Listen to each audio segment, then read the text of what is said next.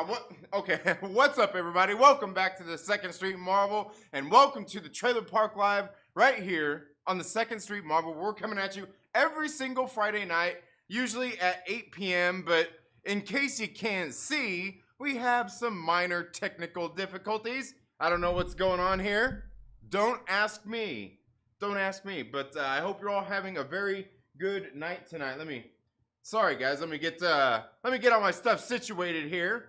I'm not sure what's going on with everything. You guys know how technology can be sometimes. It can certainly be fun. So anyway guys, tonight I want to talk about, we're going to talk about some comic books and get into maybe some speculation and some stuff. I was talking a little bit about some of this stuff just, was it this morning? Might have been this morning, maybe yesterday on a live stream about some of these old comic books. But we're going to talk a little bit more about some stuff before we get into all that. I hope you've all had a very good week. Remember we started this week off? Remember how we started this week off? Do you remember? Remember this week it started off with the whole thing, you know, we all got bonered again with, you know, remember that guy? Do you remember that guy who was, who Tony Stark caught playing Galaga? That guy's playing Galaga, right? Remember that on the helicarrier in Avengers 1? We all know what happened to that guy after he got fired from S.H.I.E.L.D. He's now working for Disney. He's on Disney Plus, and he went in there and he left this little mark from his editing. For editing out some stuff, and a lot of people went in there and they bonered us. You know, he didn't think that us nerds would catch his lazy work, and we seen it. Now, I can tell you one of the things that I think is don't tell me. Oh, okay. I just seen Boomer ass. I'm like, dude, don't tell me that my microphone is muted again. I'm like, dude, no. But so yeah, we seen what happened to the guy working on the helicarrier that sham Tony Stark called out. He's now working. He's now working for Disney, and so there was this little thing that was there in the WandaVision. You know, everybody thought it was, you know, it's Vision. It's Doctor Strange in his astral projection. Yes. And hey, even myself, I went off. I had a little fun with it. I did. Oh, you know what? Did I turn this thing back to? Okay, I did. All right, just checking. Yeah, we had some fun with that, certainly. And well, it turns out I think everybody, you know, Eric Voss for once didn't steal my shit, and I think that it was, you know, like he was right. He, you know, was just a digital guy, you know, doing some lazy work. But you know what? It probably wasn't even the guy being lazy, because if you've ever sat there and edited a video long enough with your program, like you didn't take a break or anything, like sometimes like you'll be in there doing some shit, like trying to do something with your graphics or something on your video, and like no matter what you do, it won't take. Like it's like stupid, and you're sitting there like, and so like what you have to do is like you end up having to shut the program down, and then even going in and trying to re-edit it, like you got to completely clear it all out and restart over again. Like you got to get your little clip and completely put it back in there again. Like you got to drag it back in there. Like you can't like try to edit the one that's in. You got to delete it. You got to get rid of it, and then you got to pull the clip out. It's ridiculous. It's stupid. And I guarantee that's what happened here. And now they're sitting there at the Disney Studios or Marvel Studios, and they're going, "Oh, stupid! I know, like I was trying to do it, but I couldn't. And I figured I could just be lazy and I could get it done, and nobody would notice. But that's not how it works, son. You get it? Shape it up. Shape it up. This is what we pay you them big bucks for. Get your job done right. I guarantee you, talking to Kevin Feige that next day, Kevin Feige, like, he probably got that talk too. Kevin Feige was like, don't be messing around here. Probably laid down the law, made him feel like an asshole. And then he's like, but dude, that was so great. Like, people are out there talking about astral projections. They're talking about white vision. They're talking about all kinds of stuff, dude. So high five at the same time. But next time, don't let it happen. Because now we got to go through there and clean that shit up again. Right? Now we got to do double work. We don't like doing double work here at Marvel Studios, damn it. We don't like doing double work here. Son of a... Anyway, guys. So, guys, we do got some comic books that we've got to talk about. I pretty much talked about most of the comic books that I have read already this week. I talked a little bit about those on the day after New Comic Book Day. We talked a little bit about those, some more of them this morning. And yeah, so we're not going to talk much about, you know, like these books right here, I guess. And let me move those out of the way. But what we will talk about, guys, is this weekend. I'm not sure when we should do it. Let me know if you're here right now. Let me know if you're here right now in the comment section for this giveaway for the Myrtle Maniacs that we're going to do. Should we do the live stream on, do you guys want to do it on Saturday or Sunday, the giveaways? You guys want to do I want to know from the immortal Myrtle Maniacs. Let me hear my immortals. And then let me hear from the mortal, yeah, you know what I'm saying. No, you know what I'm saying. It's Friday. It's been a long day. Let me hear it from you.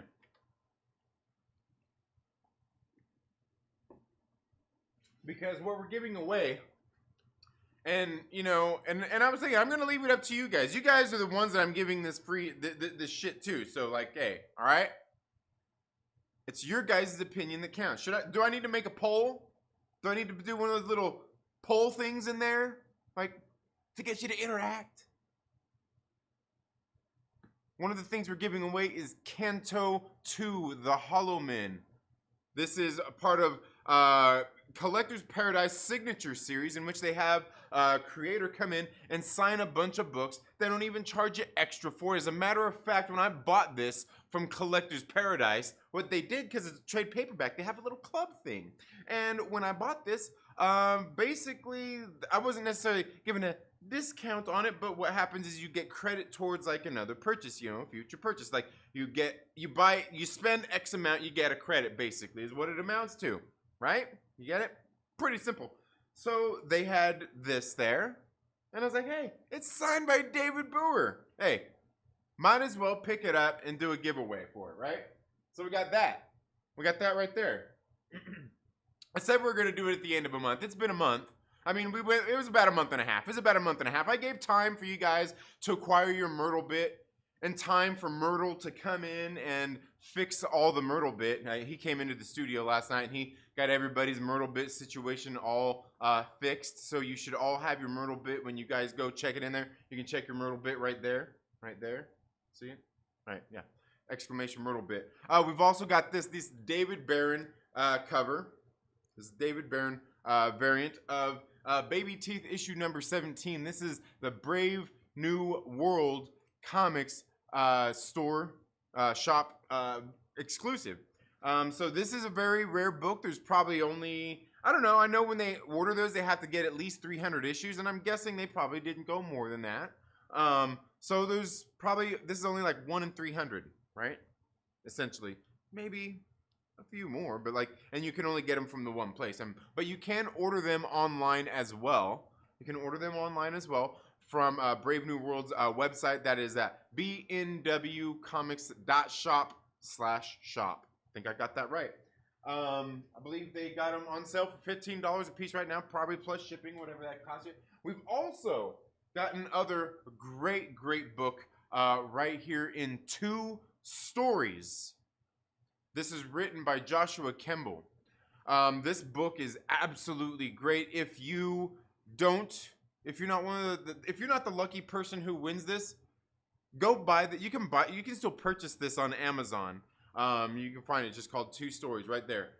Worth every penny. This is a great damn book. Great damn book. We got this one. We got Joshua to sign this for us as well. To the Myrtle Maniacs. Woo! Yeah! Yeah. So let me know what works better for you. Saturday, Sunday. Sunday would be preferable, but hey, I understand if you're going to be celebrating with your family, celebrating your independence. You know, I was out working today, seeing a lot of people. I was out working, and I was telling everybody, hey, have a great weekend, have a great 4th of July, have fun celebrating your independence. And I'm like, man, you know what?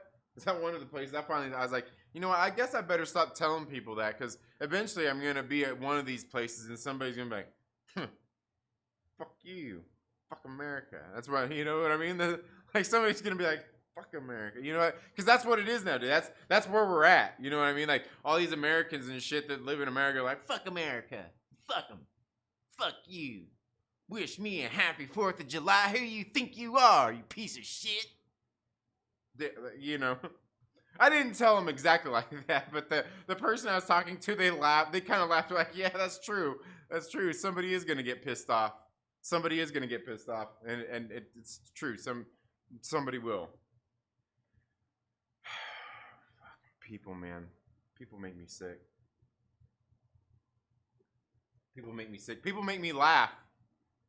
People make me laugh. Speaking of comics, you know, speaking of comic books and stuff. Do you guys see this whole debacle? Do you guys know who Leia Williams is? Do you know who Leia Williams is? You may not know who Leia Williams is. Leia Williams is a comic book writer. I like outside of anything she's done for Marvel. I think I've only seen one other book that she's done that I've read. I'm sure she's done other books, but it was called Chastity on Dynamite Comics. Character I'd never read before or anything. She's kind of like a female Blade, kind of. And like that book, it was like, I don't know. It's just, I don't know. It wasn't that great. But she did do The Amazing Mary Jane, about 2 years ago. And I thought it was a great damn book. Great book, man. Great, but maybe we should give away, maybe that's one of the next ones we should give away. But we got some other stuff we got to giveaways for anyway.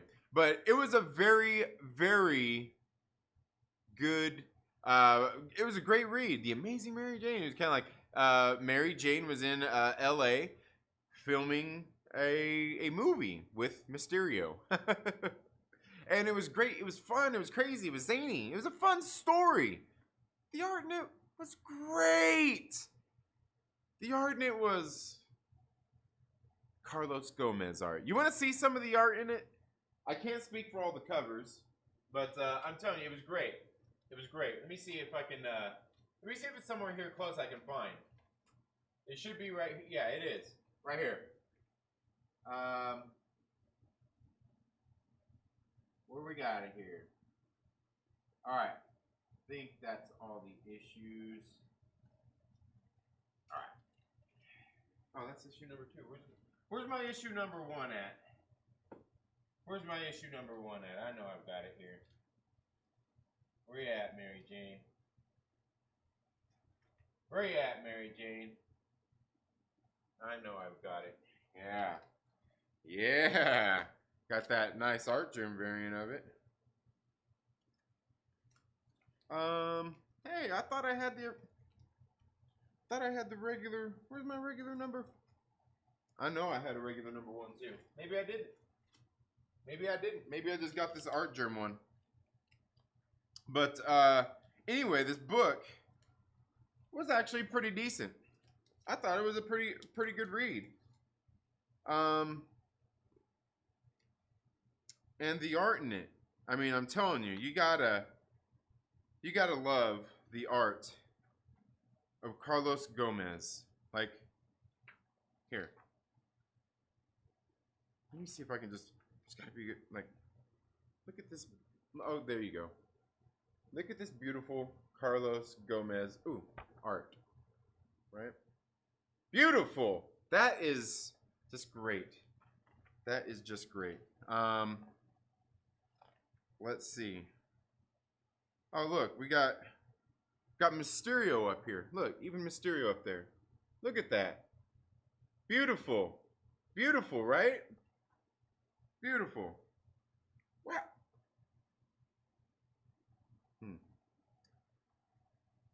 Somebody actually kind of knows how to draw. Anyway,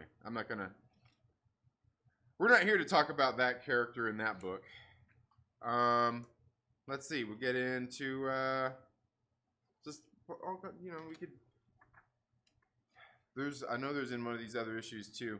Just some other great shots. But look here. Look here. Look at the art here. Look at this.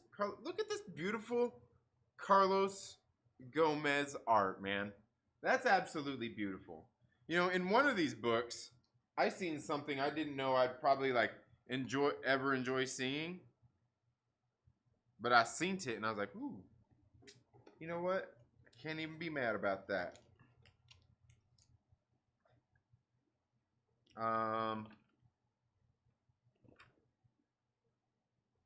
got some more here. I kind of feel like I got off the beaten path, but Leah Williams, she's a writer. She's not the. Oh, look at it here. Look, we got Mary Jane. It's just anyway. She wrote this book. It was great. It was great. So then she started writing this new series called X Factor. And let me tell you, I read it. I was reading it, and it wasn't like the series. That's all I'll really say. They actually had Carlos Gomez come in and do the art on one of the issues, and it was great. Oh, look at this! Look at this! Look at this! Look at the here. We probably need to switch it to here. There we go. Probably need to switch it here. Look at this beautiful art, man. Look at this beautiful art. Thank you, Carlos Gomez.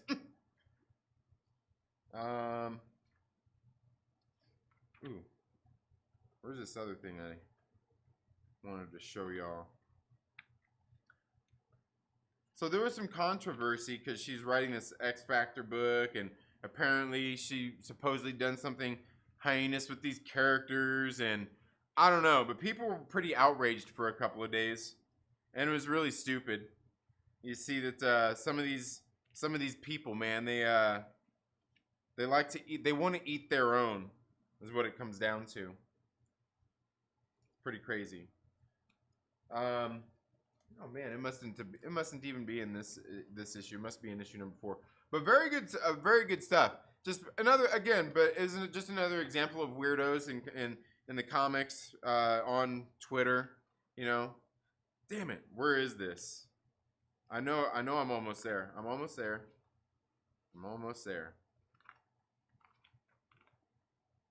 There we go. Mary Jane Spider-Man. You didn't know you needed to see it until now, did you? You didn't know you needed to see it until now, did you?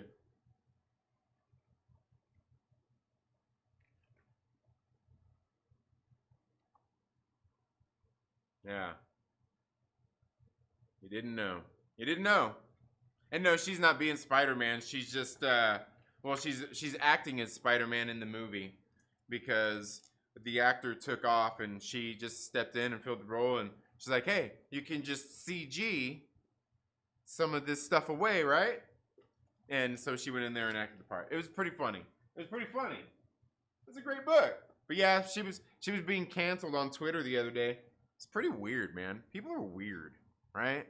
Like, you can't be online and you can't say something like, you can't even just write a comic book. Of course, we won't really get into any of the rest of her work though, because I honestly can't say that she's the best writer, but that book was really good. I'll give her credit for that one every single time.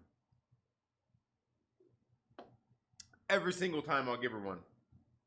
I'll give her that. But guys, look, I got these things right here. These things just came in the mail today. But let's get in here and see what's up with everybody. We got Reefer Man, who was actually here earlier, and then I started the wrong stream for whatever reason. Streamlabs started the wrong stream, and I know I clicked the right damn stream, and then it clicked the wrong one. And anyway, but here we are. Chuck Keyword, thank you so much for being here. RC Scott, take 2. Yeah. What in the blue hell just happened? Yeah. Definitely my birthday will be over before the stream started. Yeah, I know it. My bad. Well, happy birthday to you, Aaron.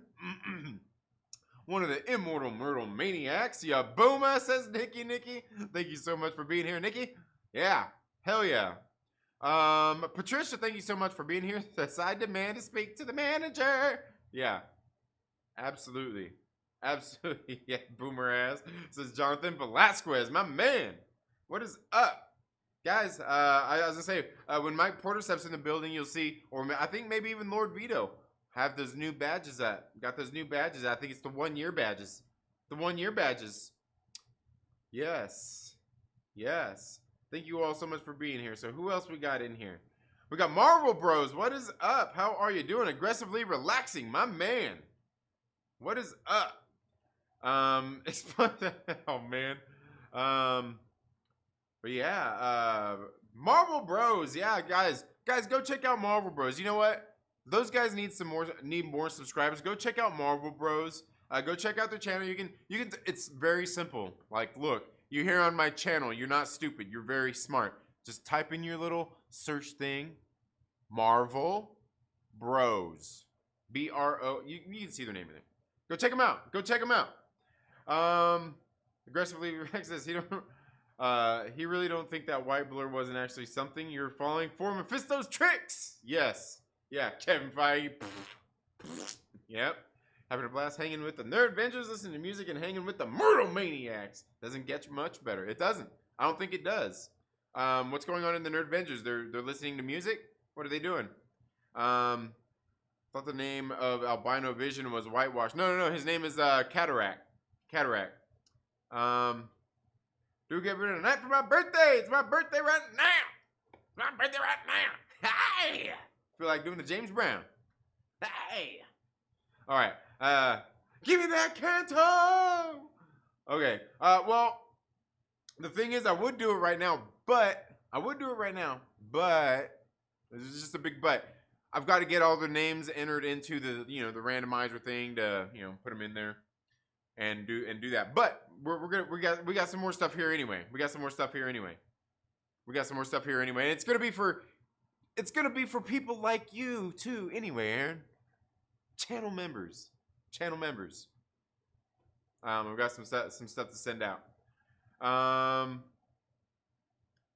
Chuck Hero says, I just say thank you. Even though I'm an ANCAP, it's not necessary to be an asshole. Oh man. Oh yeah. What was I talking about? I can't remember. Still waiting on that Mary Jane movie to drop. I know. It needs to.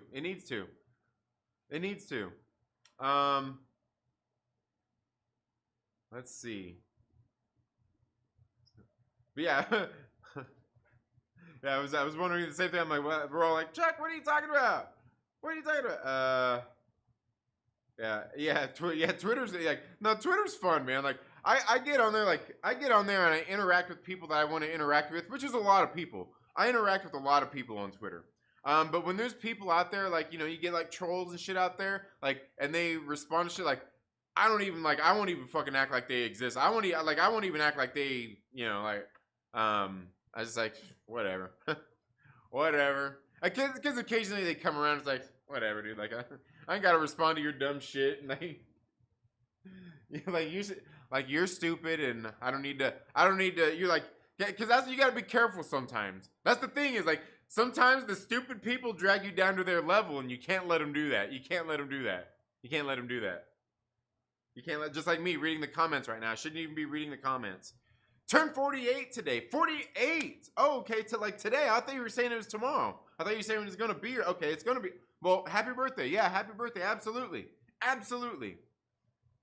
But we got something we'll send to you anyway. We're going to send to you anyway, Aaron. I'll show you in just a minute. Let's see. Ridiculous Thoughts, thank you so much for being here. Says Twitter was okay before Tumblr crazies took it over. Yeah, right? Probably so. Just listening to music until Al starts to carry. Oh, okay. All right. Chuck Keewer says, Marvel Bros before Marvel Hoes. Yeah, the haters cause the anus.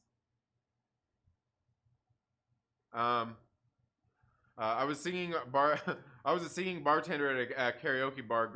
Greatest job I ever had. You know what? I got one to top you there. Aggressively relaxing. I was a singing bartender who did that cocktail shit, man. Like, I was sitting there, like, with the cups and shit, like, flipping them around and shit. I was like motherfucking Bruce Lee, man. Sitting there kicking them. Yeah, I kick people with their little shots. I'm like, I fucking, like, bah, and you're like,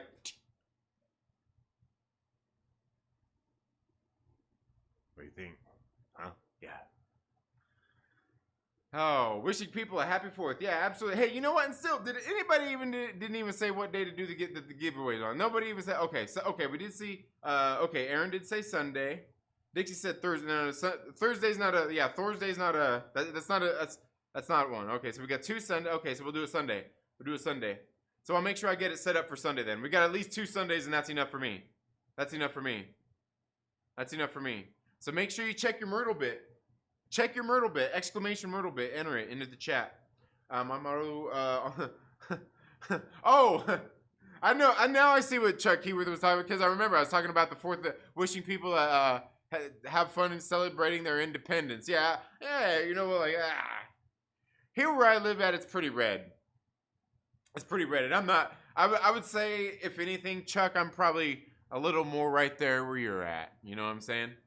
I would say I'm a little more right there. Although I can say I don't really do, like, all of that, like the whole politics thing, but, like, hey, you know where you know me from. I know where I know you from, and yeah, I'm, you know, I think for the most part, when it comes to a lot of the things that our man Young Ripper59 says on his channel, when it comes to, like, a lot of the politics stuff, I'm pretty right there with him. Like pretty much across the board, you know. Like, you know, he says in a lot of his videos, like, oh, motherfuckers disagree with me all the time. Like, you agree now, you're eventually gonna disagree. And I gotta be honest, man. Like, I like a lot of his shit when I'm watching. I'm like, I can't say I really heard you say some shit that I don't disagree with, that I disagree with. You know what I mean? But I mean, I guess just, you know, being there hanging out for about 2 years on the live streams and shit. I mean, how would I know? How would I know? Maybe, yeah, he's probably right. I'm going to disagree with it. At some point, there probably will be, but not something where I'm going to be like one of those weirdos that's sending him in super chats just to get his attention, to get him to come on and, you know, the whole thing that's going on with his Twitter fucking bullshit, that weirdo that keeps sending him money. Fucking weirdos, man. Weird shit, man. I realized when you said that, like, wishing people happy 4th, I was like, oh, yeah, absolutely. I was saying I do that for my customers, because I know, like, a lot of them, they're like, yeah, pay, you know, like where I'm at is pretty red, man. So it's like, hey, you know, whatever. Hey, so, oh man, did I just admit to? I did, didn't I? Oh man, I'm pulling a fast one on these people, huh? Well, you know what? Where's my man Mike Porter? Is he hanging? Mike Porter, are you finally getting some rest? You son of a bitch, are you finally getting some rest? I know you are. I know you better be finally getting some sleep. Dude, yeah, Mike Porter sitting there getting all smart ass and shit with me on Twitter. Yeah, I got all smart with him back. Yeah. Human Crack 0890. What is up? How are you doing? Says the boomer can't turn on the mic. Oh man, that's funny. Sounds like you're challenging me to a mix-up, partner. Yeah, man. Get your green screen out. Okay, guys, look at this right here. What we got? Look at this right here. What we've got in here is something that, well, we're definitely going to be sending some of this to our man Aaron here, since it's his birthday. Oh, here we go. It's got a pull tab. It's got a tab on it. Maybe I should just look at the little tab thing. You can tell about how much I mess with mail stuff, huh? Where'd the pull tab go? I don't know. We'll get this son of a bitch open at some point. Okay, here we go. The hell? Is bubble wrap within bubble wrap within bubble wrap? I think it is. Yeah, man. It is. Okay, I think it's just stuck to it. It's all that sticky. Yeah, the sticky stuck to this one too. God dang, maybe I need to break that knife back out. Alright. There we go. Dang. God dang. Alright. Hey, but I appreciate it. I appreciate it being wrapped so good. I appreciate it being wrapped so good. Woo, almost dropped it. Almost dropped it. Alright. Bam, and look what we got here. Okay, what is this one? Okay, these are copies of Area 51, The Helix Project, issue number 1. This is a project that the Myrtle Maniacs, the immortal Myrtle Maniacs at that, helped back, crowdfund, and bring to life. And these are going to be given away to channel members for supporting the channel. And these are books that you guys helped, as being channel members here, helped bring to life. helped support this creator right here. We did it when we backed this issue #1 in the first place. We backed it, but this is from issue when we backed issue #2. Went ahead and picked up these extra copies here. And it's got the two covers. Like I said, there's that's the regular cover of issue #1. That's the regular cover of issue #1, and this is the variant cover of issue #1. So we've got that. And we got another one here. What is this one? What is in this one? Well, I guess I just told you what's in it, didn't I? All right. So here we go. Yeah, let's get cut through both of them at the same time. There we go. There you go. Bam. And in here,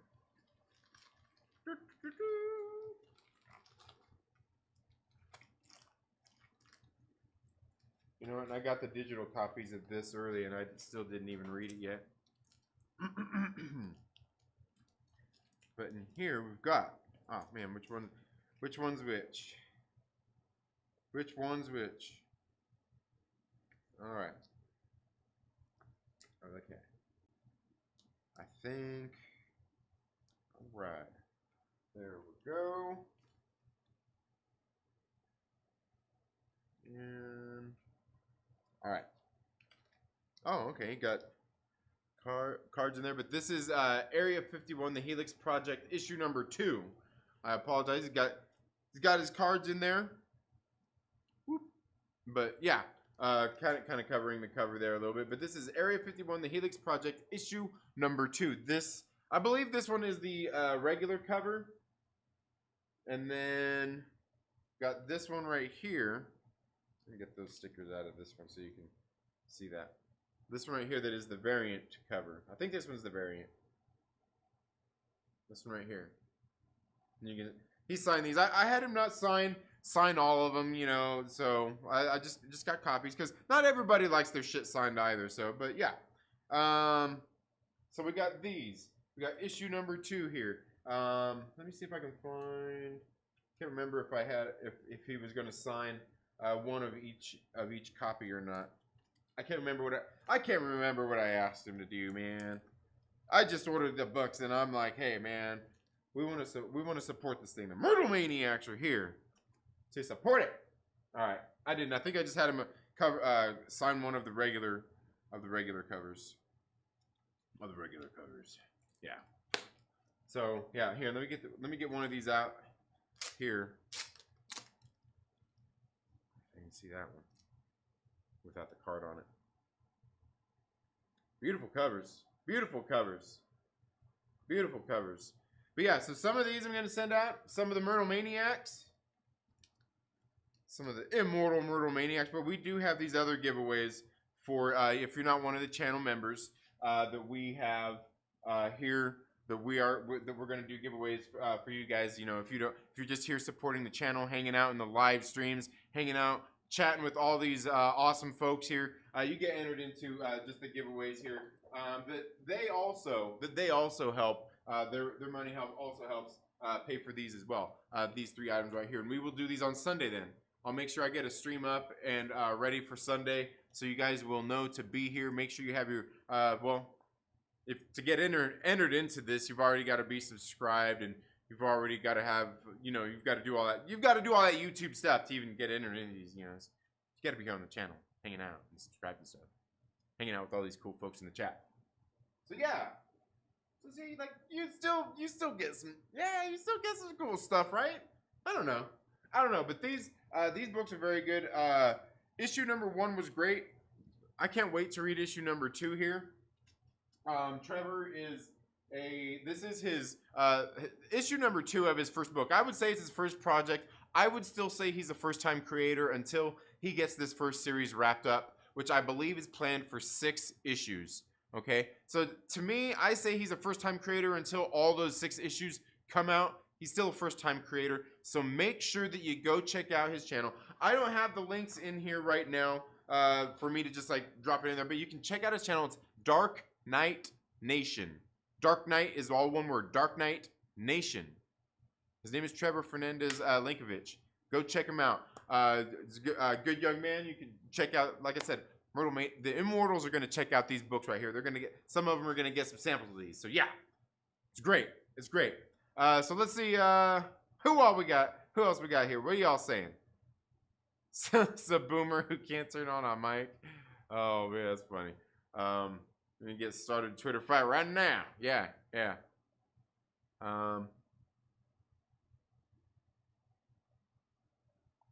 Oh, Dixie, that's the most boomer thing you could say. You know what's funny is I actually hear millennials say boomer things like that. Boomers are people born in the 40s or 50s. Like, you don't get it. I guess that's not how it works. That's not how it works. Like, basically, the Zoomers, they took it. They took it back. They took the whole boomer thing and made fun of it. And like they took and made they made a meme out of it. And then now it's like, yeah, I don't know, man. Yeah. Anyway. Ashley, thank you so much for being here. I hope all is going well with you. Corey Wilson, what is up, my man? Says, hope that's a kilo. No, it's not. It's not. It's not. Oh, man. The metric system is for morons. Yeah, there you go. There you go. Yeah, I know. Both my parents are boomers. I'm being ironic. Yeah, absolutely. Yeah, I know. Like, Chuck, some people don't get it. Some people don't get it, you know. Like I said, one of my friends one time was like, oh, so I said something. I was like, yeah, boomers. Like, I'm not a boomer. I'm like, dude, like, that's the most boomer shit you can say. That's what it is. Like, it's not saying you're literally a one of the boomers, like the baby boomers. Not a baby boomer. You're just a boomer. They're just basically just saying you're old. Is what they're saying. Like, you're old. That's all it means now. That's all it means. Like, you know, it no longer means it just means you're old now. It just means, yeah.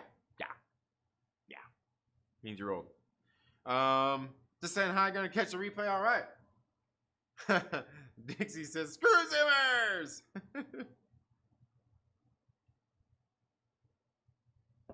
Hoping I win 2 stories. Looks intriguing. Yeah, it's a good one. It's a good one. It's definitely a good one. Yeah, and that variant cover's great too. Yeah. Absolutely. Let's see. All right. So I think we're all caught up there, guys. Have you guys been watching the like WandaVision, Falcon and Winter Soldier, Loki? Have you guys been watching it? If you guys have, let me know if you guys have any theories or anything down there in the chats. I've got some stuff here that I want to show you guys. I was let me see. I was looking at here. Let me see if I can get this. Let me see if my boomer ass can get this thing all figured out here. To show you guys. Because let me see. I gotta get this thing up here. I know there's got to be a way. I just did it this morning. All right. Is that one? Yeah. All right. No, not that. There we go. Oh, yeah. Oh, yeah. I think that's going to work. All right. Now.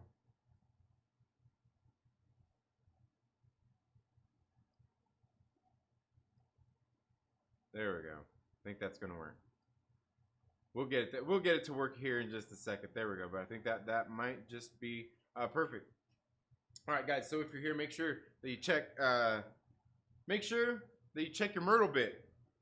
Check your Myrtle bit! Exclamation Myrtle bit.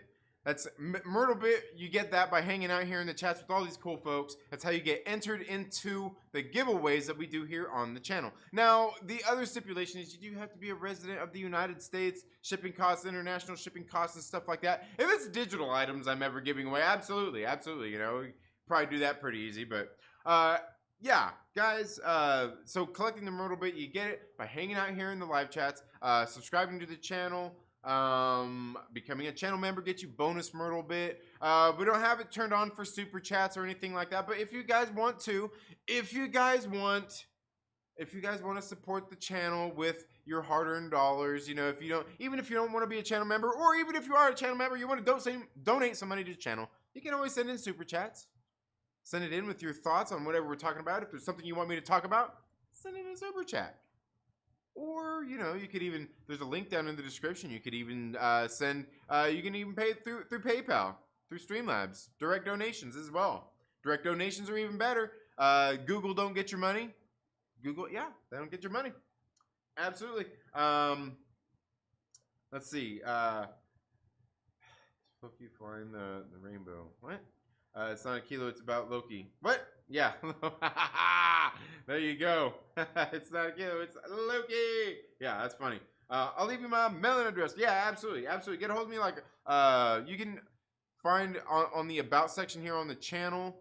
You can get a hold of me, or you can even, like on Twitter, Instagram, Facebook. I don't really check Facebook. I don't really get on Facebook much, but you can still message there. I occasionally get on there and see if people have DM'd or anything. So, yeah, absolutely, absolutely, get a hold of me. But guys, one of the things I've been talking about here is in this Loki series, and especially here, you know, we've been talking about Kang, right? About Kang being in here. Everybody's been talking about Kang, you know, Immortus. Being behind all of this, because we know that Kang is actually coming in the MCU. He is going to be in the Ant-Man Quantum Mania, the next Ant-Man movie, Ant-Man 3, if you will. So we already know that. Jonathan Majors is going to be playing Kang the Conqueror, all right? We know this. It's not like any sort of mystery or anything. Now, in the series Loki, however, we've got the Time Variance Authority, right? We've got the TVA there, who are wanting to keep control of this sacred timeline. And throughout the whole series, we've kind of seen, you know, everybody like, ooh, is that Kang right there? The one in the middle with one of the timekeepers and everything. And then, you know, in this latest episode, we see that the timekeepers weren't actually real, right? They were just robots. You know, they were just, basically that's pretty much all they were, just puppet robots. Which, you know, I gotta say, what kind of robots were they? Because, I mean, if you think about it, like, were they, I don't know. I thought they were synthezoids, because otherwise when they threw that knife and everything, when Loki threw, was it Loki that threw the knife? I can't remember now. You need to watch it again. You could see that, you know, chopped off its head. They would try to move and everything. So, you know, just sitting there just like, you know, anyway.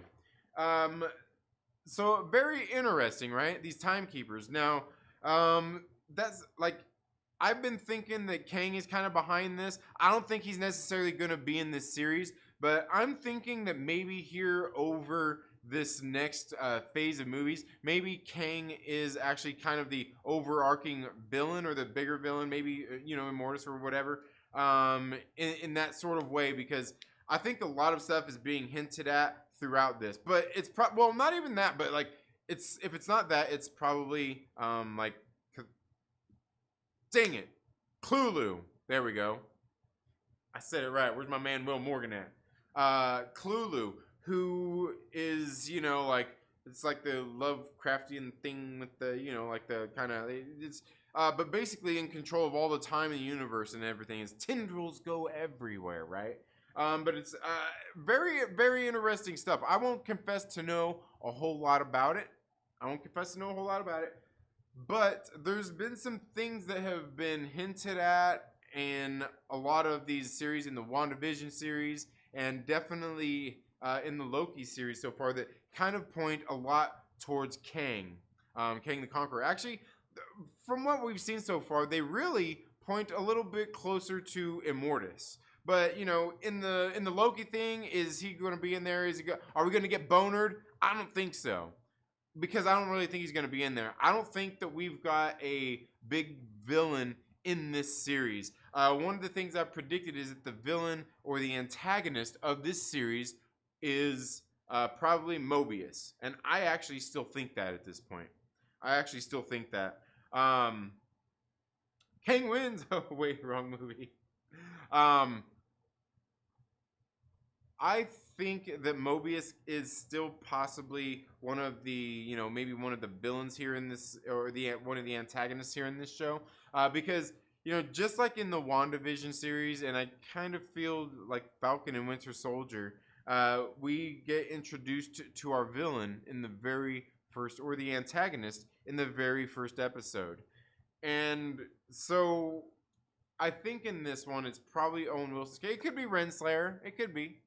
It could be, but we've also got to remember that Loki himself is a villain as well, right? He's a villain as well. More or villainous. I know somebody's gonna get in the comments like, well, he's just the man. He's just the god of mischief. It's the mischief. He's not necessarily a villain. He's not gonna be. Yeah, okay.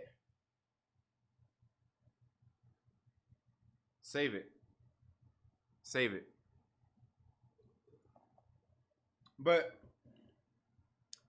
it's very interesting because we've had a lot of those kind of things. Even the timekeepers themselves, their little helmets and everything, kind of look like Kang the Conqueror. But I think where we're going here, like, I don't know.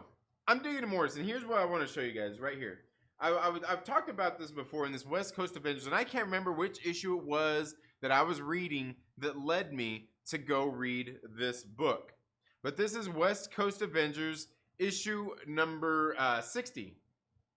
This is West Coast Avengers issue number 60, right? And let's get in here and read this book. Okay, you're gonna. All right. Okay. Oh, there we go. All right. There we go. Oh man, come on. There we go. Right here. We get in here. This issue starts off. It's really crazy. They're here with the president, right? They're here with the president, and they're there at the assassination of JFK. Kind of something that happened in history, right? Kind of based on some historical facts and things that happened there. Now we see in these recent Loki trailers and stuff. There's stuff we still haven't seen. There's stuff we still haven't seen in the show yet from the trailers. But they're like what was the thing we were talking about the other day? I think that was on Monday as well. The USS Eldridge. I won't confess to know a lot about it, but it has to do with like the Philadelphia experiment, right? And about this ship, this battleship, the USS Eldridge, that had like disappeared. And like things were, I don't know, like they thought like it had like supposedly like the crew and whatnot said that like they were off in like space and it disappeared and all this like crazy stuff and the Bermuda Triangle and all these kinds of things, right? I won't confess to know a whole lot about it. I Wikipedia'd it real quick when I seen the USS Eldridge. I'm like, what is that? Like, what is it? And I looked it up and I was like, oh, okay. So they're playing on historical stuff here. We also seen in one of the episodes where he was being what's his name? The guy who robbed the money or whatever on the, I can't remember all of his. You guys know who I'm talking about. Oh come on. I keep wanting to say DB Sweeney, the actor, right? But DB Cooper.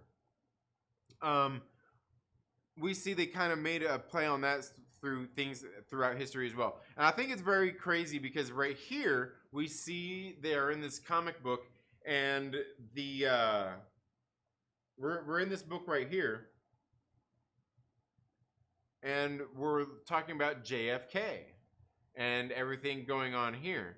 And you can see right here we got this guy in this building and nobody out on the grassy knoll. But here, look right here. We've got this guy, this strange figure here, watching.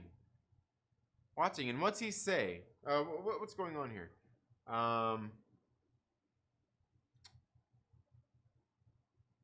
He says, unfortunately, yes, he says, yet again, a young American president is struck down by an assassin's bullet on a fateful Friday in November 1963. Yet again, a black limousine careens away from Dealey Plaza, racing for Parkland Hospital in foredoomed attempt in a foredoomed attempt to save a swiftly ebbing life. This time, however, the whole world will know that the fatal shot was not fired from the 6th floor of the Texas School Book Depository.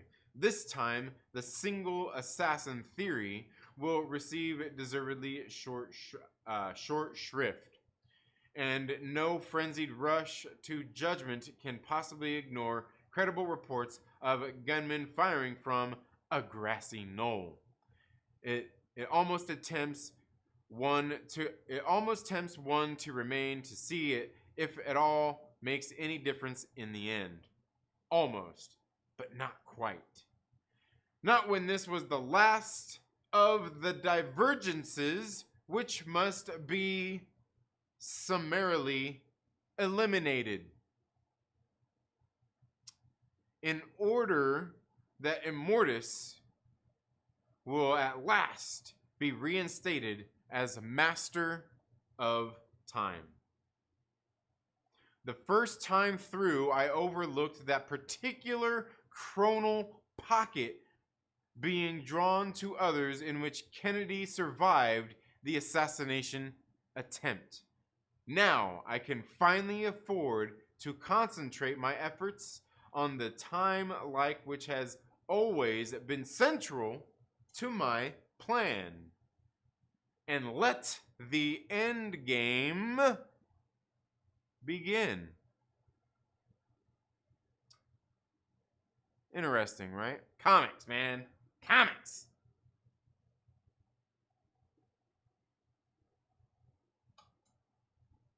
Oh, man. Yeah.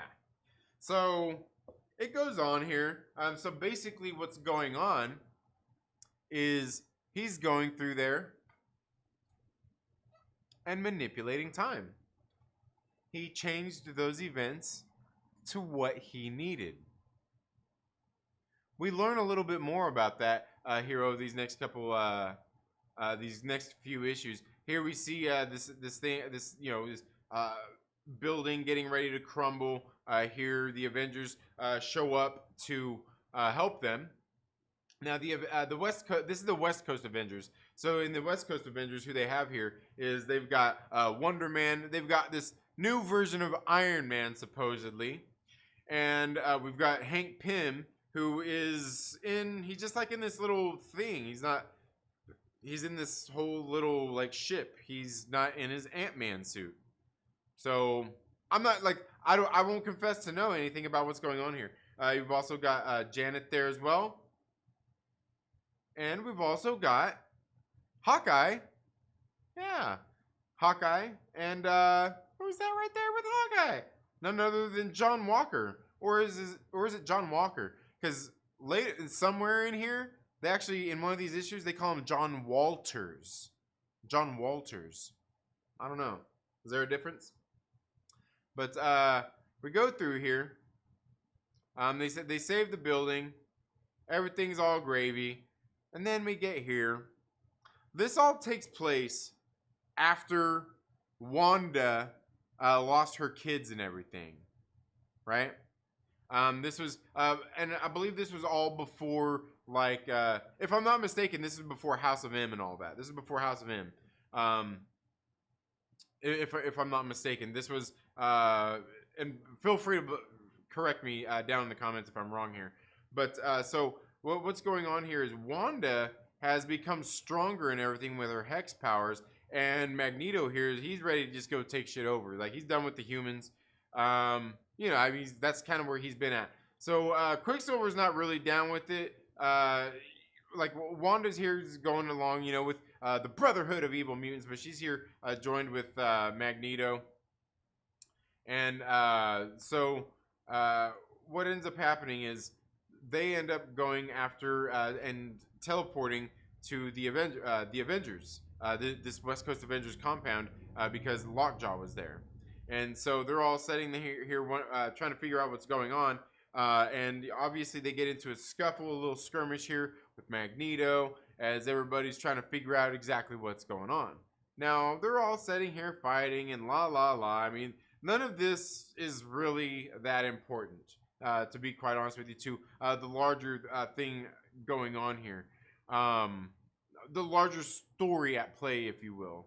This is just kind of their little skirmish that's going to lead them to the fact that Wanda is stronger now. She's working with Magneto. Obviously Magneto, he's Homo superior. He ain't bowing down to no humans. He's taking that stuff over. He wants to rule the world. So anyway, as they are there in the kind of all fighting and everything, I think what happens is Wanda goes under this trance, in which you can see right here. Quicksilver can't get close to her. She's stuck in this trance. They can't do nothing to her, and they're not quite sure what's going on.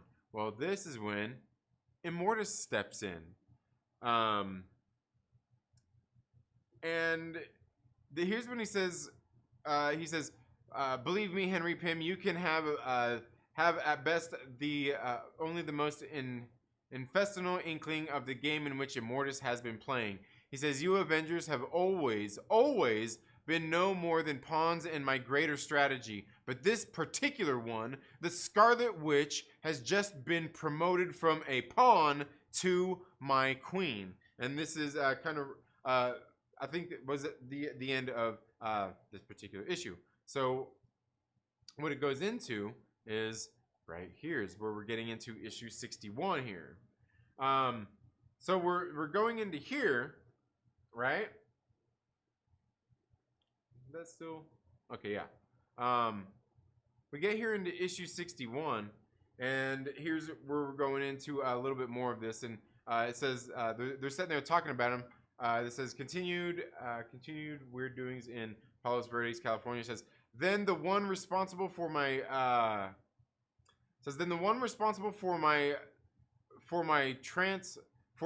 the trance my sister is in is Immortus.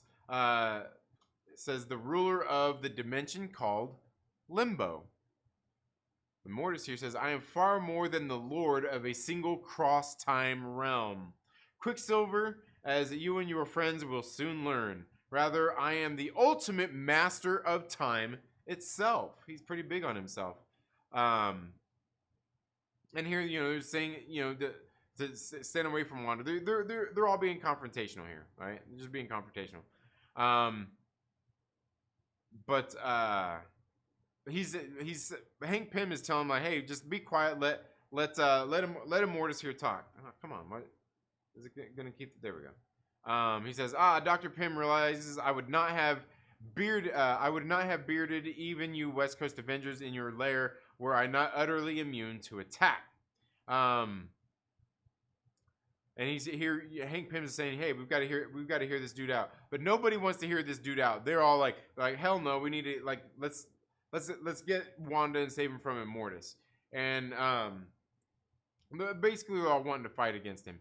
But he's saying, you can see like Pietro goes to attack him. He says, "He would be so pitiful as to use a pitiful power as speed against one who controls time, without which speed is an inconceivable concept."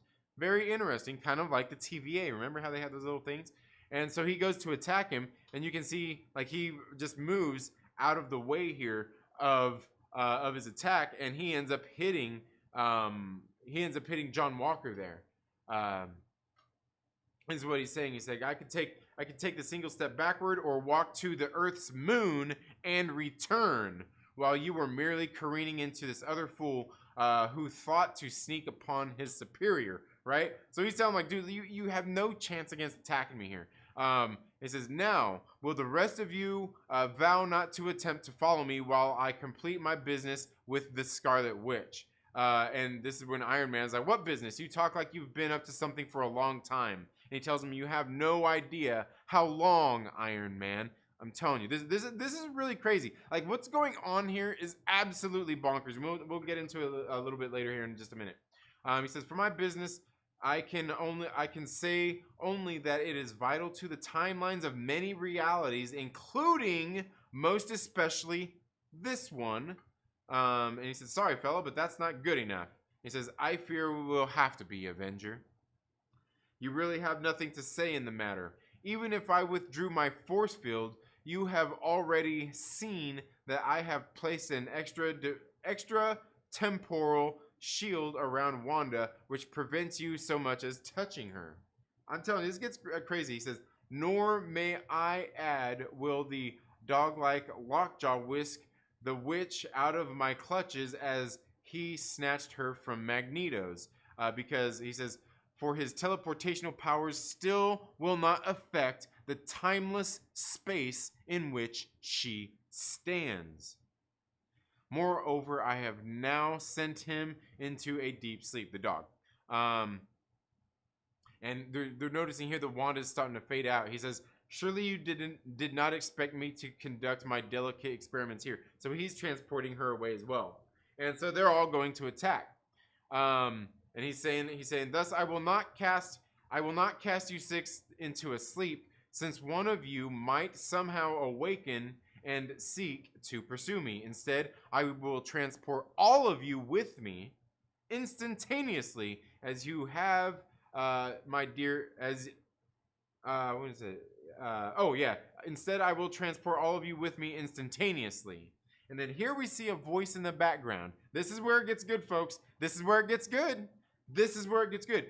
It says, you hear this voice that says, as indeed you have, my dear Immortus, still you've left some slight vestige of yourself behind, haven't you? Even if it's only a gossamer thin doppelganger, while the rest of you have returned. And you can see right there, they've got, there's this like little astral kind of projection there of Immortus left there, right? You see it, right? You see it, like, you see the panel above there. You see the panel right there, right? My finger's kind of pointing to it. You see that panel right there. The one right below it, you see his kind of astral projection right there, right? Right? All right, look. Okay. And he says, to limbo! And they're saying this, this is where Iron Man is there. He says, this looks much different from the way I, and he pauses, says, from the way I've heard it looked to the first Iron Man. So I'm thinking something happened here with Iron Man. Maybe they think the Iron Man is gone and this is a new Iron Man. I'm guessing maybe, is that with the suits or something? I don't know. I won't confess to know. But they don't think that, but they also don't know that he's Tony Stark either. And, but he's noticing how it looks different. And this is where Immortus says, that is because this is transtemporal, that is because this transtemporal dimension, which exists outside the time stream itself, is ever a reflection of my wishes, my moods. The things organic have been very much of my mind of late. And this is what he's talking about, the whole realm there, how it looks the way that it does. And they're all just ready to attack him. And he says, this is where Immortus says, we're paying attention to what Immortus says. He says, you are becoming a worrisome lot. True, here in timeless limbo, my time-altering mechanical devices give me less of an advantage than I wield on Earth. Still, I am disappointed you think me stupid enough to face all of you overly muscular specimens alone. And this is when they notice that somebody came in behind them. And Iron Man says, Iron Man #1 told me about them too, people. They're the Legion of the Unliving, right? Now, this is something we're speculating on, because remember back in WandaVision? We seen that little Grim Reaper helmet in there, and nothing came of it. But we all know, you know, that boner. Remember that writer Jack Schaefer? I know she was completely trolling about not knowing who Mephisto was, and we're all talking about it, and we're all still pissed. But you know what? Maybe I need to make a video about that. She fucking knows who Mephisto is. They're fucking trolling all the way. Because the deep cuts, like, you're telling me that you put deep cuts in there, like the Grim Reaper helmet and shit in there, and you don't know who Mephisto is, and we're talking about the Vision and Scarlet Witch series and all that bullshit. You're lying. They were just trying to piss everybody off. But look who's all here in the Legion of the Unliving. Now, who we see here is all the different members here. You got the Grim Reaper, the Swordsman. You got, oh, these guys are great. Left Winger and Right Winger. Hilarious. You got Ort, the Living Comet. That's interesting. Ort, the Living Comet. That's interesting. I don't know about that character, but that's interesting. And we also got Arno Stark, the Iron Man of 2020 AD. They recently did a run on him. He says, I've always wanted to see if I could wipe up the floor with my illustrious ancestor, being the Iron Man right here. They got the Swordsman, though. Oh, look here. They've also got, what's his name? The Black Knight. Oh, that's weird. And also up here, we've got the Human Torch. But that's not the Human Torch. It's actually Toro. That's actually Toro, not the Human Torch, who is actually a partner of the Human Torch, I guess, apparently. I went through and they kind of go over some of that here in the book. That's all. I won't confess to know any more than they talk about here in the book. So they all go to fight. You got the Legion of the Unliving fighting against the West Coast Avengers, right?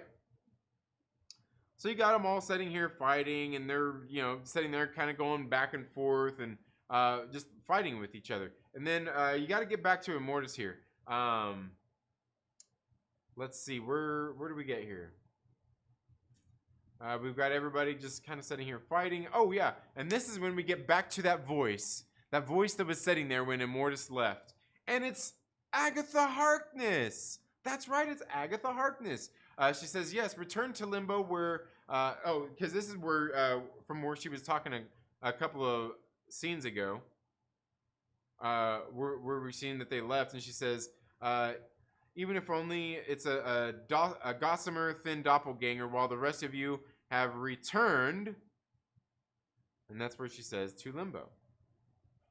Yes, returned to Limbo where you truly belong. Still, everything is finally beginning to come out into the open, isn't it, Immortus? She says, I have sensed your lurking presence behind Wanda's misfortunes, her increased powers, her growing alienation from humanity, even her objectively non-existent children. Her objectively non-existent children. Interesting. She says, that's why I stayed out of sight when you appeared. I did not wish to risk being put to sleep like this four-footed inhuman, when I've so many important things to do. She says, your almost immeasurable power made you careless, Immortus.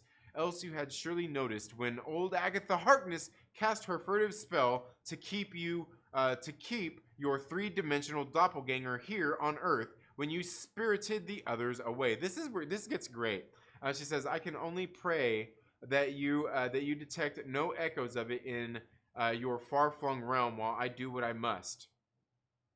She says, for as you know full well, Earth's very timelines are in danger of unraveling like threads in a fallen skein.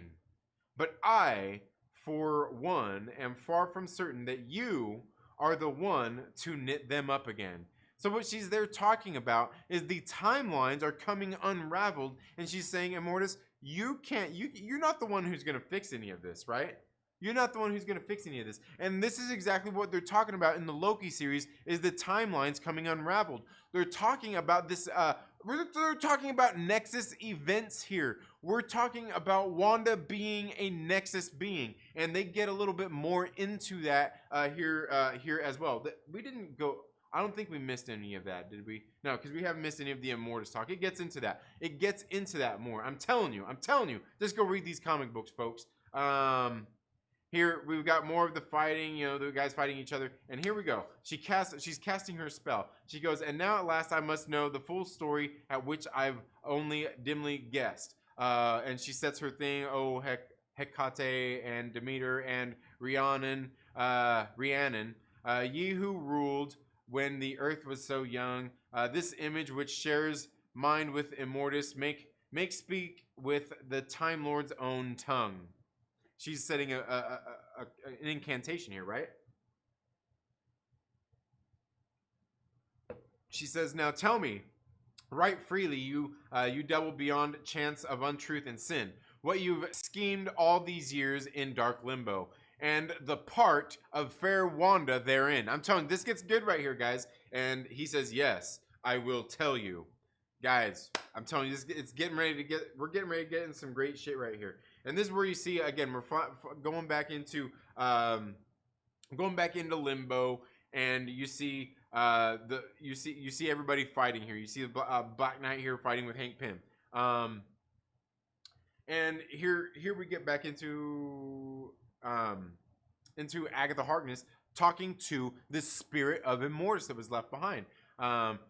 He says, I must reveal what you command, Agatha Harkness, for I have not the fierce will of the one whom I am only a shadow. Let me see here. Where are we at here? All right.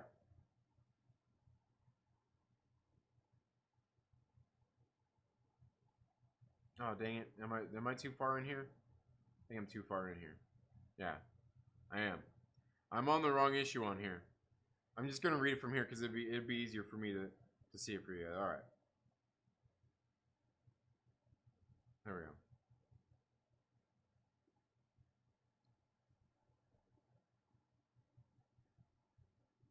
All right. So, he says, I was born in the... This is where he goes into his history here. He says, I was born in the 30th century upon an earth parallel to your own. It was a world repugnant to me, for in its smothering embrace of luxury, there were few surprises and fewer challenges. Only in ancient images of such long-dead heroes as the Fantastic Four did I find even fleeting excitement. Imagine, and this is where you see him as a kid, as a young man here. He says, imagine Mr. Fantastic and I had the same ancestor, Nathaniel Richards. That elder Richards had journeyed from his earth to mine a millennium earlier, and there, by a woman named Cassandra, he had sired a son, my ancestor. I was surprised to seek out the isolated shrine Nathaniel Richards had left behind, and there I made a startling discovery. Right? Nathaniel had invented the first time machine and had left part of it, and plans for its operation hidden in the shrine. I rebuilt the machine, reshaped it to take advantage of the religious beliefs of the ancient Egyptians, and set the controls for 6,000 years in the past. Ironically, it was the Fantastic Four who defeated me in that era where I ruled for a time as the Pharaoh Rama-Tut, and so I fled. In days to come, I also became Kang the Conqueror. In fact, via divergences not important here, was a virtual legion of Kangs, right? And in time, I took a separate identity from them all as Immortus. I'm telling you, man. I'm telling you. This is all just interesting stuff here. All very interesting stuff here. So then it flashes back to where we see we see everybody fighting here. Now, what they're fighting about, the Legion of the Undead and our heroes here, are people that they all had beef with when they were alive. Like we see Right Winger here fighting, Right Winger and Left Winger fighting with U.S. Agent. Here we see, like I said, we just seen Black Knight fighting with Hank Pym. We're seeing a lot of that. So then we flash back here and to getting a little more information. He says, as Immortus, I was a more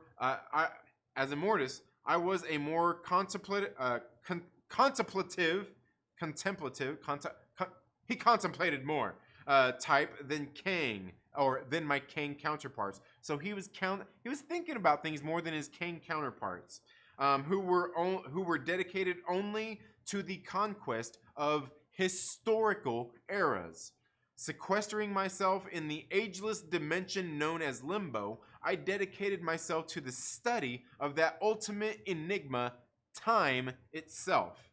To my realm came a trio of beings spawned at the end of this time cycle. They called themselves, what they called themselves? The Timekeepers. They had selected me to be taught the secrets of time, and I learned under their tutelage. With their vast power, they appointed me custodian of the time stream. How? What? Okay, let me read that again. With their vast power, they appointed me their custodian of the time stream for the period in which I had lived as Kang, from 3000 BC to 4000 AD, 7,000 years. He was the custodian of the time stream. Tell me, ladies and gentlemen, what is the TVA in this Loki series? Anyway, he says, my task was to monitor all time travel within those 7 millennia and to untangle the realities brought about by the various Kangs. Weird. And even on one occasion, a divergent Ramatut. A divergent Ramatut. This sounds like variance, right? Fortunately, I was more than a match for any and all of them. So basically, he outlasted any of the Kangs and even Ramatut. He says, over the years, I have developed a facility for giving facile explanations, some might call them falsehoods, when pressed to reveal my motivations by the likes of Thor and the Avengers. So what he's saying is he lied. Yet all the while I have remained true to the visions I have seen in my chrono crystal. Chrono crystal. And to the ultimate purpose of the Timekeepers. And a purpose I have vowed to fulfill in exchange for total mastery over 7 centuries. What is, and this is when Agatha Harkness says, what is the Keeper's purpose, Immortus? What? Then this is where we flash to the Starks. You know, we flash to these Starks and everything fighting here. But this is where it gets interesting, guys. Yeah, I'm telling you, man. I'm telling you. And I'm sorry, guys. I'm not checking the chat. Like, we're getting into some nerdy shit here, man. We're getting into some reading comics here. She says, and you see all these things through time here. She says, what are you holding back from me, Immortus? You have told me of many of the divergent timelines you have obliterated, wherein sovereigns and presidents have met fates different from those they knew in our history. Where Napoleon once stood victorious in conquered Moscow, where 3 Avengers were killed by an alternate Hydro-Man's bomb, and where the mere existence of a harmless little man named Leonard Tippett caused World War III to occur in 1985. I fear I begin to suspect what your transformation and capture of poor Wanda had to do with all this. But I must know for certain. Tell me, Essence of Immortus. I command you to tell me. And he says, you already know the truth, old woman. The Scarlet Witch is a Nexus being. One who belongs equally to all possible timelines, all realities and divergences. So she belongs to all of them equally, is what they're saying. And he says, so that through her, all futures can be totally safeguarded, inexorably controlled by Immortus, the Master of Time.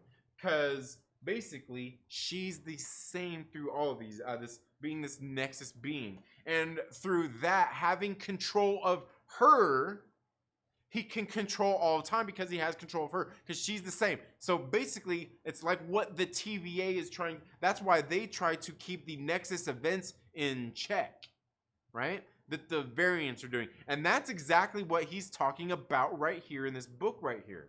It's exactly what he's talking about. This same thing here. And then we flash back. Ooh, we flash back to this interesting scene right here with Wonder Man and Grim Reaper sitting here fighting. Man, I'm telling you. So he continues. My plans, Agatha Harkness, were laid long before I or any Kang first faced the original Avengers. Even before I sent my minion, the Space Phantom, to test their strength. Now, this is interesting, guys. Do you guys know what the Space Phantoms are? You know what the Space Phantoms are? You guys know, like, I need to get in the comments and say what's up to everybody. I'm sorry, guys. Let's see. Whoa, that comic. What comic is this? Is this the Wanda comic where she loses her kids? No. This is West Coast Avengers. I have an aunt named Rhonda. That's similar to Wanda. It is very close. Romeo says, now I want a Deadpool cameo in a Loki after credit scene. When he was changing time during his post-credit scene accidentally. Yeah, right? Yeah. There you go. Let's a comment this morning explaining why I wasn't chatting this morning. Yeah, all good, Landon. I've seen it. I like the comic art much more than the modern art design. Yeah. Keep flapping gums. Yeah, you're acquiring Myrtle bit. You want me to keep flapping my gums. Absolutely. My man, Mike Porter, has finally joined the chat. Look at that. Look at that beautiful badge that Mike Porter has. Look at that beautiful badge there. Worldwide, baby. Oh. That was West Side, wasn't it? Yeah, anyway. Man, why aren't y'all chatting? Did the chat disconnect? Or is it just because y'all listening to me flap my gums about this comic book? What is it? I'll tell you one thing I need to do is I definitely probably need to get some more water because I'm running out of water. So let me take a drink and we'll go through a little bit more of this. And then we'll continue. And then we'll get into some more. But like I don't know. Did I get booted? Did the stream get taken down? Is that what it is? Is that why you guys aren't talking? I don't know why there's not more. More of you freaking nerds need to be here, man. Oh yeah, okay, there we go. Yeah, that one nice looking bag. Yeah, that is. There we go. Okay, now we got you. Now we got some of you sons of bitches talking. I didn't mean you. Like I just hey man, hey. Thank you so much for being here. Obi-Juan, the homie, a.k.a. Beskar Batman. Thank you so much for being here.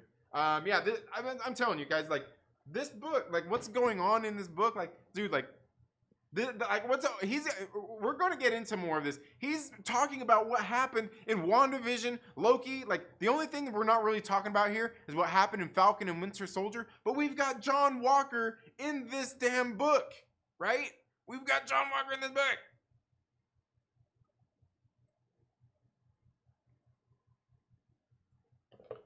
It's funny, they call him Walter, though. They call him John Walters. But, okay. Immortus continues on here. He says, and I'm telling you, I'm telling you, I think Immortus is behind everything that's going on here. Now, I don't think it's Immortus necessarily, but because I think there has a little bit more to go on with Cthulhu. I think there's definitely more that has more to do with Cthulhu, the Chthon type character, right? I guess that's the Marvel version of like Chthon, essentially. I think. Feel free to correct me down in the comments. It's okay. But here, Immortus continues on. He says, my plans, Agatha Harkness, were laid long before I or any of the first kings faced the original Avengers. I sent my minion, the Space Phantom, to test their strength. Now, the interesting thing there is, like I was saying, the Space Phantoms are basically like scrolls. The Space Phantoms are basically like scrolls. Like, you can go look up like what a Space Phantom is, and they look like scrolls. They're like little troll, but they can shapeshift into whatever, right? They can shapeshift into whatever. I'm telling you, that was like when I read this, I'm like, dude, like he's talking about scrolls, but they're not scrolls. And he says, if I had succeeded in breaking up the group then, the Scarlet Witch could never have joined them. He says, how much easier it would have been when then to manipulate her over the years.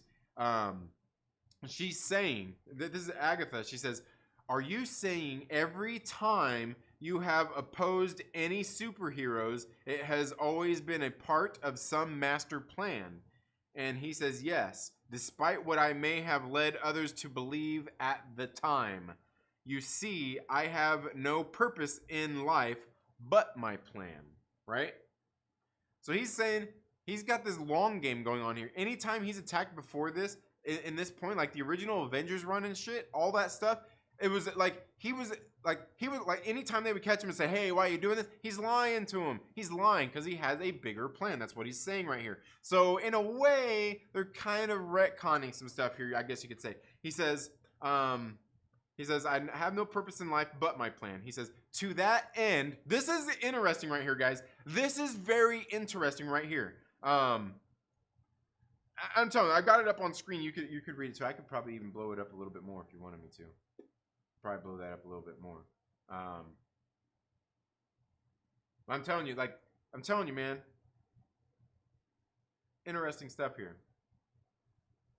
Yeah, we'll blow that up a little bit more there for you guys. How about that? Now, how about that? How about that? I'm not sure how well if you guys can even read that, but he says, this is so great. He says, you see, I have no purpose in life but my plan. He says, to that end, I showed the vision a complex visual lie wherein his synthesoid body was created from that of the original Human Torch. Because in case you guys didn't know, the original Human Torch was basically said to be this synthesoid body, basically the Vision now has, right? Which is interesting because we got Toro in here, which is a completely different thing. He says, once he was satisfied wrongly that he finally knew the secrets of his android origins. So he basically lied to Vision about him being recreated from the Human Torch and all that stuff. He says, he felt free to ask a beautiful mutant to become his bride. Ironically, the wedding of the swordsman's ghost with the celestial Madonna was the least important of the two marriages I performed that fateful day. Having married, Wanda wanted children, wanted them so badly that her hex power caused her to actually bear them. Now, he just said it right there. Having married, Wanda wanted children, wanted them so badly that her hex power caused her to actually bear them. I always knew, of course, that one day they would cease to exist, with devastating effect upon the doting mother. And he put that in quotes, man. He put that shit in quotes. He says, with devastating effect upon the doting mother. Like damn, Immortus, that's messed up. And she says, because this is his astral kind of being. She says, you are telling the truth. I can tell. You manipulated that poor girl's life for years so she would one day learn she had been living a lie. And he says, and the resulting trauma would make her at last my powerful and indispensable puppet. That higher purpose could, he says, what higher purpose could she possibly have served? Because this is his plan. And then we get back into, more of the, we get back here into more of the, the Avengers fighting and shit, and I think this is where, is this where the Human Torch says that he's actually Toro, and he's getting ready to kill her. But so then we get this is where, dude, like I'm telling you, this panel's right here, dude. This is where he goes into a little bit more. He says, over time, Agatha Harkness, I slyly seduced the Vision into attempting to dominate the Earth by taking over its computers. We're talking about Ultron here. He says, and look at the body over there. Look at that top panel. See that body all taken apart? What's that remind you of? After he tried that, it was easily subliminally influence a multinational security alliance to take him apart. So that, they dissected him. He says, in such a way that although his android body could later be more or less reassembled, the Vision's particular mind and memory, and thus his love for the Scarlet Witch, became part of a dead and unrecapturable past. Ooh, so basically after he was rebuilt and became White Vision, he couldn't remember and love her anymore. Soon afterward, even while I was subtly increasing her hex power, he was the one doing it, Immortus. While I was subtly increasing her hex power, I made certain she was one of 7 brides to be of Set. To further undermine her confidence by making her fear she was doomed always to be a victim of circumstances beyond her control. I'm telling you guys, like, okay, perhaps she was at that.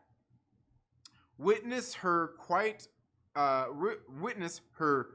coincidental capture later by the human servants of the microorganism known as That Which Endures. Although Master Pandemonium, whose kidnapping of her twins caused her pain and terror, was unknowingly obeying my secret suggestions. And when her offspring finally vanished forever, you, dear lady, did me the service of explaining to her how they never truly existed. This was the final straw that turned her into a hard-hearted human hater and thus perfect for my purposes. Magneto's blundering along just then was an annoying but quite temporary nuisance, one which scarcely delayed the implementation of my plan. I'm telling you, ladies and gentlemen.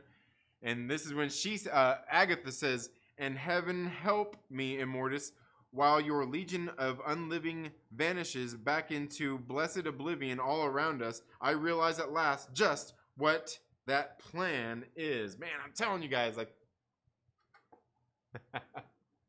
oh man, Hank Pym created the Ultron. Ultron created, yeah.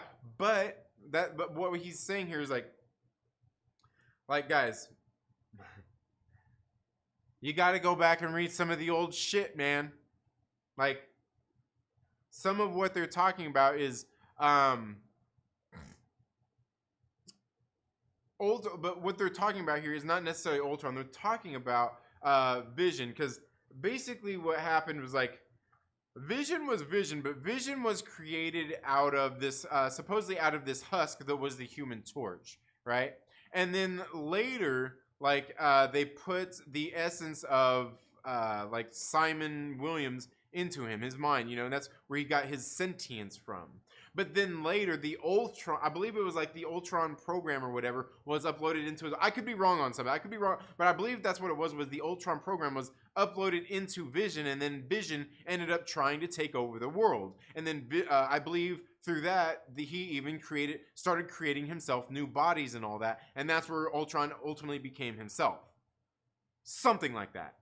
So I didn't read like, because some of that is in some of the books. Like, you get into like the Vision and the Scarlet Witch series, the first one and the second one. They go into more of that and explain a lot more of that if you didn't read the original issues and some of that. Because really, essentially, what they kind of do through a lot of this is they kind of retcon. Ooh, I know we don't like that, right?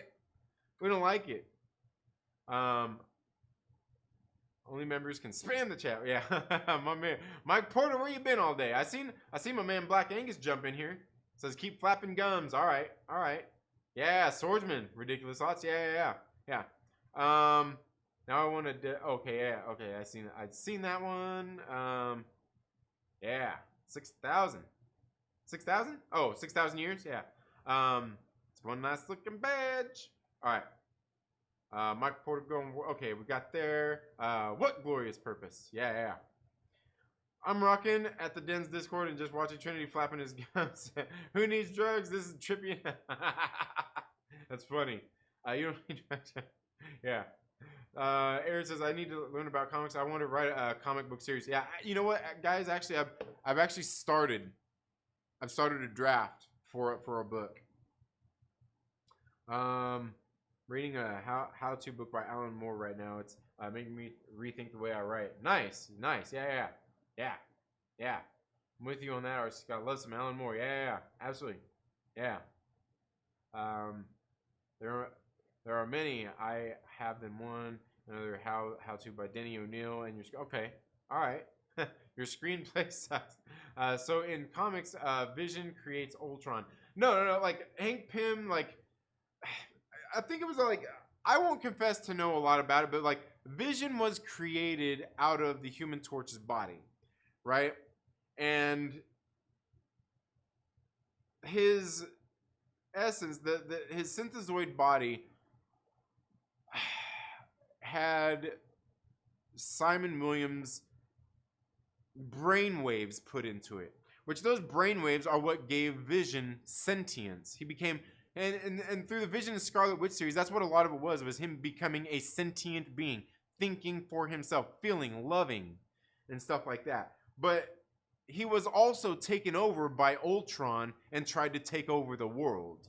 So, like, I don't know, I won't confess to know all of it, but that's like, there's like, yeah, there's, but yeah.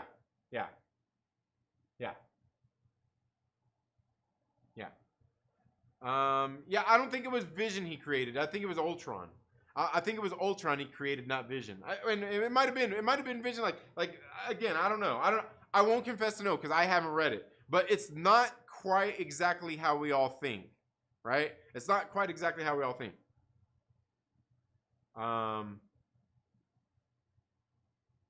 Let's see. Well, in actuality, Vision wasn't an inert robot, and Ultron gave him the program. Yeah. It was something all along those lines. Like I said, I won't confess.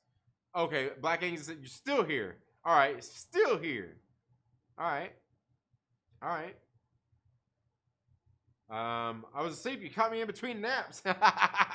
Mike Porter, that's funny, man. Mike Porter, you didn't even see. You gotta have to send me your deets too, Mike Porter, because look, Mike Porter, what came in. These finally came in the mail. These books that wonderful people like you helped bring to life. Where's that other one at?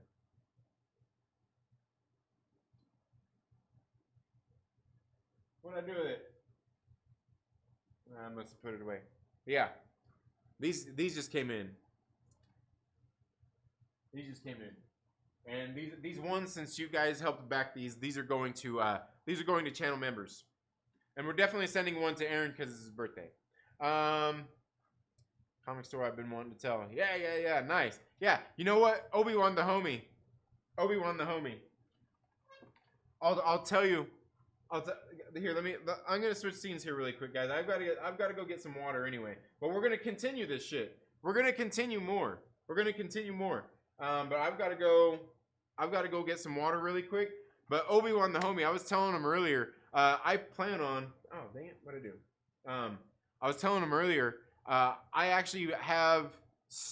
You might have been here. I actually started a draft for a comic. One I want to write. It's a book about cycling, but it's not necessarily about cycling. That's the fun. It's just based in the world of cycling is where I'm going to base it. I'm not sure what I'm going to call it or anything, but I was kind of inspired by, I don't know, multiple events that happened in the Tour de France and some of the different racers' careers. And so I'm going to take some different things and kind of put them in this story, but still kind of like change things up a little bit. But one of them has to kind of do with like TJ Van Garderen in his first year when he was on BMC, when he was wearing the Best Young Riders jersey, and he was basically helping Cadel Evans to win his second Tour de France. It has a lot to do with that. But guys, give me just a minute. I'm gonna be right back. I'm gonna go get some water. You guys want me to put on a scene? You guys want to watch Bermuda Baby over and over? Bermuda Baby. Yeah, you want to watch that over and over? I'm kidding. Okay, that's not showing anything. Yeah. Let's see where we're at. Yeah. Here, just a second, guys.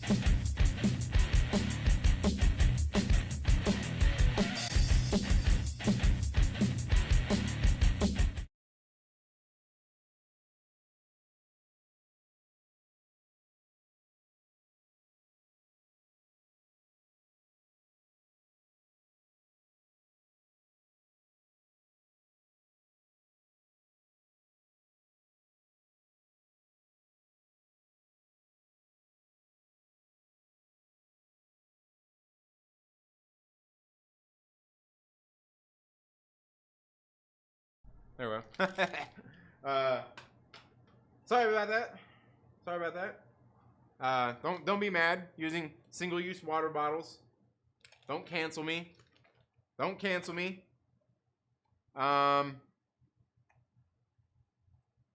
Let's see.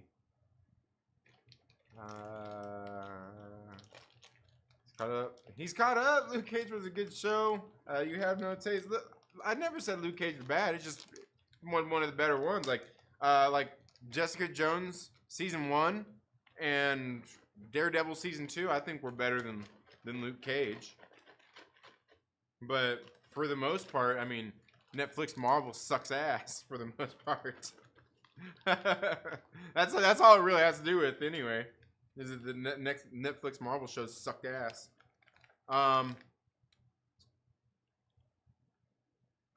Taking your time on this comment, lots of research, not to mention it's going to offend people. All right, that's okay.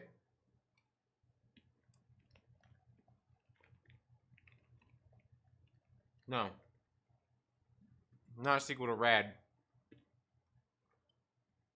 Rad had to do with BMXers.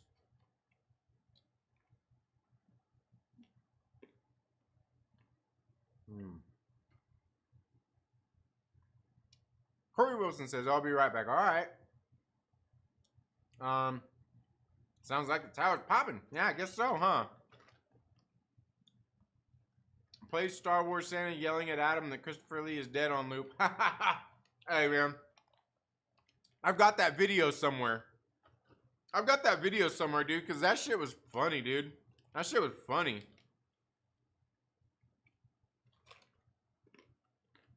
Yeah, I know. I got it. Hey, yeah. It's good now, right? It's good now, right? See, look. All you guys are like, no audio! And then you don't tell me that the audio is back on. What? You don't even tell me the audio is back on. You don't even tell me. Look, you just say no audio. Nobody says, oh, okay, it's all good. Nobody says it's all good now. Come on, guys. Come on. Do better. Is there still no audio? Is there still no audio? I guess we've got no audio. You guys are sitting there watching me like.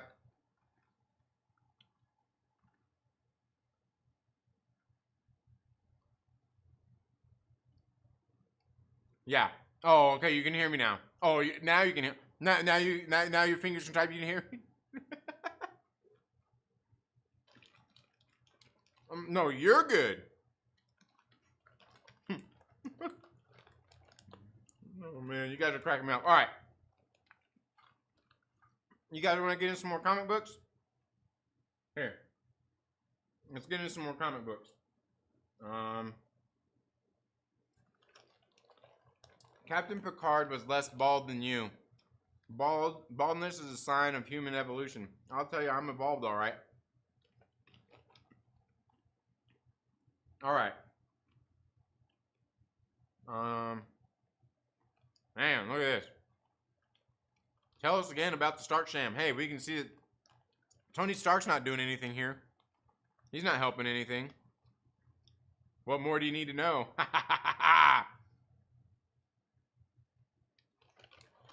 Man, I hate to say it, guys,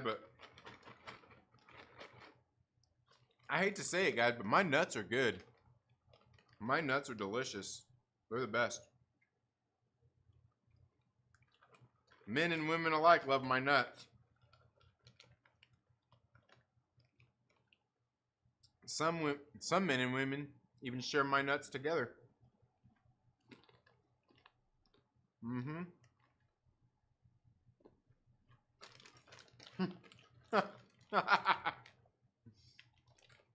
Yeah. Mm-hmm. Yep. Mm-hmm. Yeah. All right. So far, what we've seen is that Immortus has been going back and forth through time, and he has kind of been put in charge by the TVA, or not the TVA, but the Timekeepers, to be the master of time, is what he's saying. For these 7,000 years, he rules. And he's supposed to keep everything, everything in order. And that's what we've seen him in that first issue doing, was going through and manipulating things because he needed them to kind of land out the way he did. And he's been going over this larger plan the whole time. Now, one of the things that made me really think about something was, if what he's saying in these comics would say hold true in the MCU once he gets introduced, that would essentially mean that he had something to do with all the events that were happening that we've seen throughout the MCU. That we've seen throughout the MCU. So, very, very interesting. But in this last issue right here, it gets deep.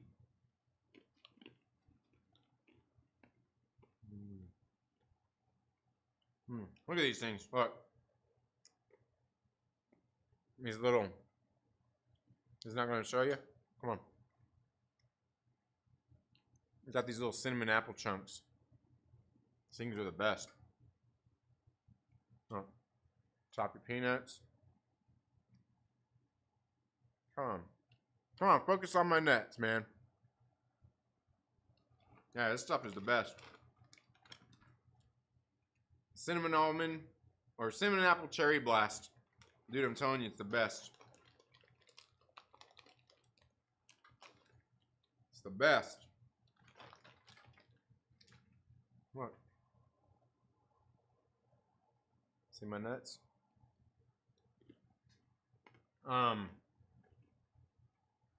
Aggressively reaction says, I was master of time back in 96. Nice. Hell yeah.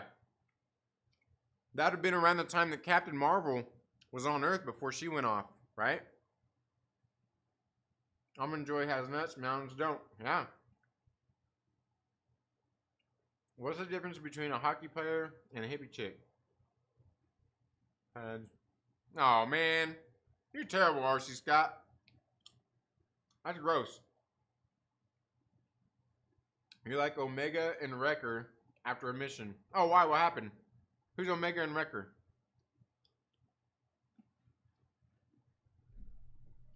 I think that's a Bad Batch reference.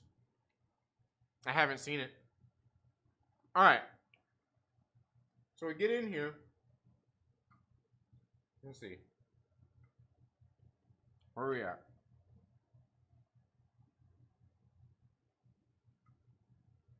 We see that the Avengers are still there in limbo. And they're fighting against the Unliving Legion. Now,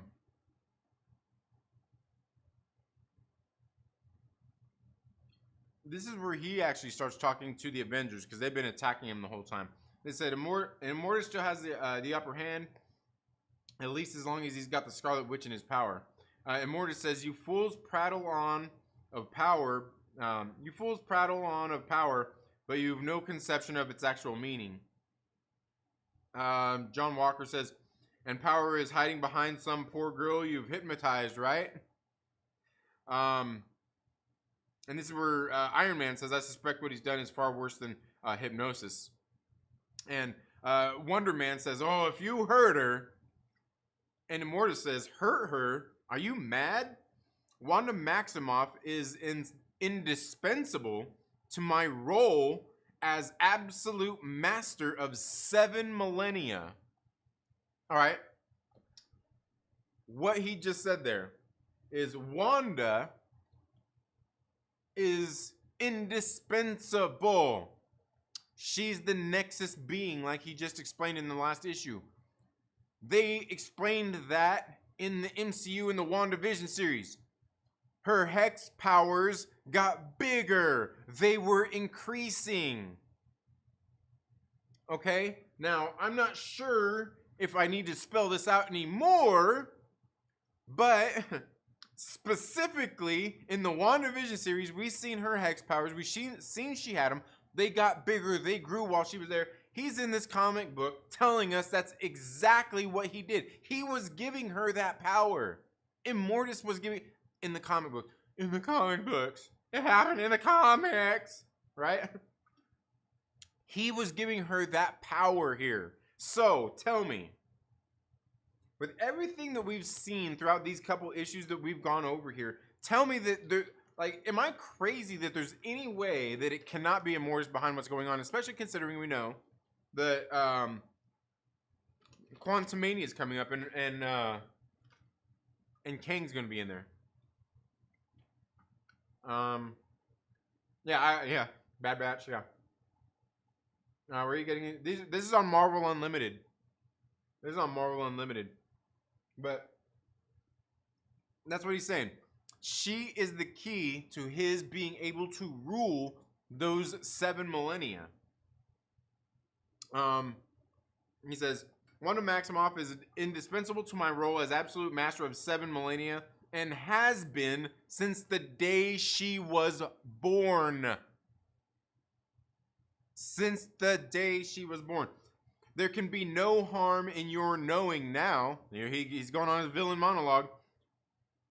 He tells them, she is a nexus, one of those rare beings or objects that belong equally to all possible timelines, all potential realities.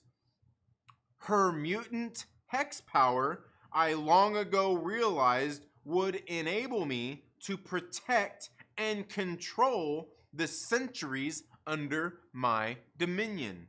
This time that he is master of, that he controls. All that remained was to gradually increase her power, even as I worked to securely restructure her personality. And this is when Quicksilver steps in and says, then you were behind the vision reverting to an android incapable of loving her? And Wonder Man steps in and says, and their twins? You deprived them of their very existence?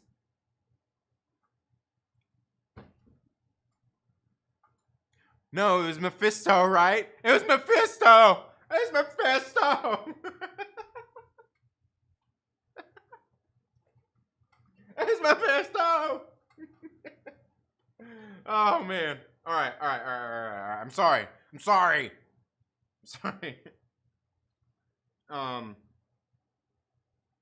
He goes on, he says, you forget those children were merely manifestations of her probability altering hex power, with a bit of magic tossed in for good measure.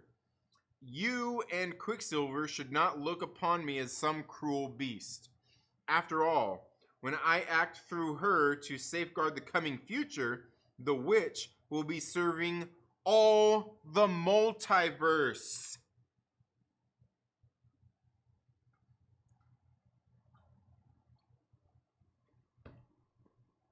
We see what he's saying there, right? He's Mephisto confirmed. He's saying that he needs her so he can control all of it, right? That's what he needs. He needs her so he can control all of it. And he's been giving her all these powers. Let's see. And this is, they're all going crazy on him. And Quicksilver says, you've turned her into a living power source. And he attacks him. And he says, perhaps my force field will restore your sense of proportion. He says, in service to my glorious cause, your sister will live forever, And Quicksilver says, but first you changed her. Then you took away her free will. And he says, an overrated commodity. Even to the meager extent it actually exists. Ooh. Yeah.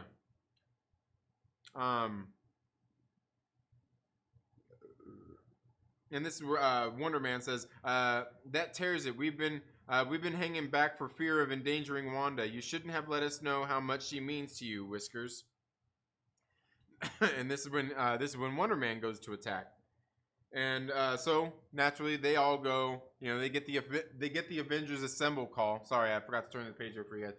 They got the Avengers Assemble call to go attack Mortis. And then this is what he says. You muscle-bound dullards cannot touch the witch or myself. Still, the fury of your combined assault may somehow negate the trance into which I have placed her. And this is when this being steps in, the Tempest. As they're attacking him, the Tempest steps in, and you can see he grabs a hold of Wonder Man, and Wonder Man just starts. He starts to age and get all like thinner and shit, right? And he's saying, he says, I am Tempest, guardian of Castle Limbo, and warrior slave to time, defying Immortus, right? Very interesting stuff here. And then we flash back to Earth where Agatha Harkness. Remember, Agatha Harkness was talking to this kind of sort of like astral being, this spirit essence that he left behind when he went from their realm to Limbo. So meanwhile, back on a very much time-governed Earth, Agatha says, I know what you're planning, Immortus, and you're a fiend. But why am I wasting my time shouting at a transparent doppelganger like you? He says, I am sure I have no idea, Agatha Harkness. As you know, the true Immortus has taken your costumed colleagues to his own dimension. Your mystic spell has kept me here, forced me to tell you his plans, but all at the same time a mere magical afterimage. And so basically they just did that to kind of catch you up. And she's got her cat here. And she says, be still, I must reach them. Wanda has always been like a daughter to me, but even your powers of teleportation can't take me to Limbo, can they, Lockjaw? So Lockjaw can't take her to Limbo. And she says, the only passage there, assuming there is one, must be through the captive doppelganger, which partakes of Immortus's very essence. Perhaps leaving Ebony here within my pentagram as an anchor, I can...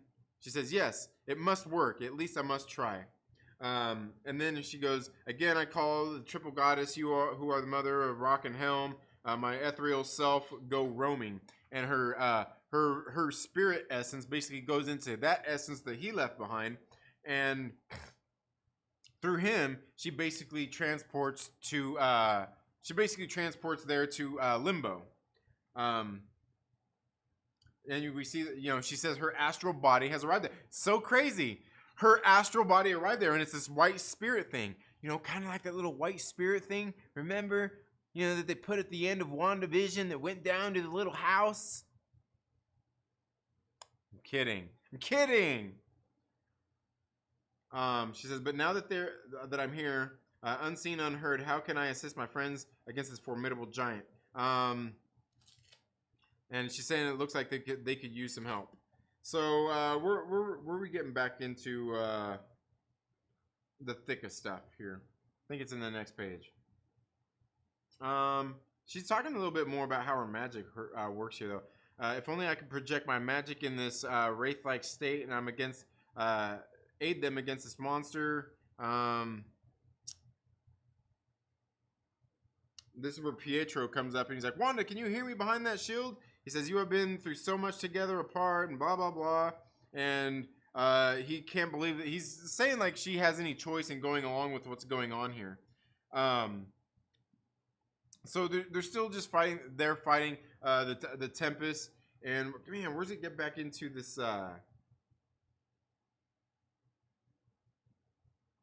Where's he get back into this? I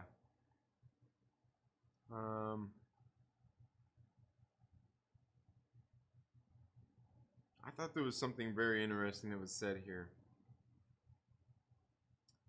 But you will not escape my time storm. He says, the time storm is no mere wind, for all that it hurls you about like straws in the midst of one of Earth's hurricanes. Look within your own hearts and face the foe above all others you cannot hope to defeat. Your own most fearful, most deeply buried memories. Right? Now, yeah, this is where it goes. And this is where it gets back into, we get back into these realities here. Relive, Quicksilver, those tortured days when you and your sister were hunted like wild animals because European peasants were terrified of your mutant powers. And they're going through here, talking about all the different things. Let's see. Relive, Iron Man, the searing pain you felt when exploding shrapnel lodged within the breast of Anthony Stark. Relive, Wasp, the indescribable horror you felt when your scientist father was slain by an alien creature he had teleported to Earth. The interesting one here is I didn't know Hank Pym was married and had lost his wife before. It says, relive, Henry Pym, the heart-rendering anguish you felt when you looked down at the corpse of your beautiful bride, murdered behind an iron curtain. I didn't know that he was married before any of that. So, interesting. But right here, where do we get to? Where are we at? She's sneaking up and she's scared to mess with Wanda because she's there through Immortus' essence, and she's surprised that he hasn't sensed her at all. Now, interesting here. She says, "Wanda, can you hear my thoughts? Now I know you can. You must fight to rid yourself somehow of the excess power Immortus has bred unnaturally into you. Without the ability to alter the probabilities of cosmic timelines, you will be useless to him. Give up that power, Wanda. Give it up." And so she's telling her all that hex power that he gave her. She's saying, you got to give it up. Get rid of it. Get rid of it, because if you don't have that, he can't use you. You're useless to him because he needs you as that Nexus being with all those hex powers to be able to take this shit over. And so Immortus ends up stopping the pain going against the Avengers here with their bad memories. And right here, Agatha Harkness says, "Perhaps, yes, I must try it. Behold, Wanda, you must fight back for your husband's sake, even more for the sake of your children." A mental image of the Vision as he was had a profound effect on her once before. If only it still And you can see Wanda kind of wakes up. She goes, for the first time since her rescue from Magneto, Wanda faces betrays a faint hint of feeling. And then she goes back to just, just like not acknowledging it. She goes, in the depth of her being, she knows her android mate is dead to her, that the twins never really existed. She rejects what her heart knows to be a lie. Thus, I cannot reach her that way. And this is when Immortus steps back in and says, because he's asking what they want to do with the Avengers now, Tempest series. And he says, I've been thinking about that. I'm reluctant to act out the role of villain in which they melodramatically picture me. So Immortus is trying to say, like, he's not a villain. He's not wanting to kill them. He's not wanting to hurt them, essentially. Kind of like Thanos. Remember, Thanos just wanted to make everything better. He says, on the other hand, my mission is all that truly matters to me. So I suppose you might as well kill them.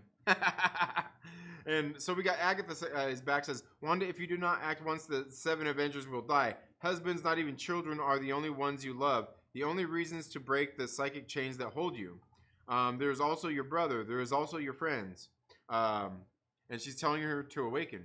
And this is when Immortus finally realizes that she's there. He says, someone else is here. I can feel their presence within my brain. So he finally realizes that Agatha's there. Right there. And she's just trying to tell him, like, hey, think of your husband and your kids and shit. Now the time has come to live for those still alive who love you and whom you love in turn. And this is when Immortus says, no, you will not defeat me in my own domain, Harkness, Agatha Harkness. And he says his mental force washing over me in waves of pain. So basically, he's using his mind force because she's through his brain waves. And he says, I will handle this ghostly hag, Tempest. Continue with the execution.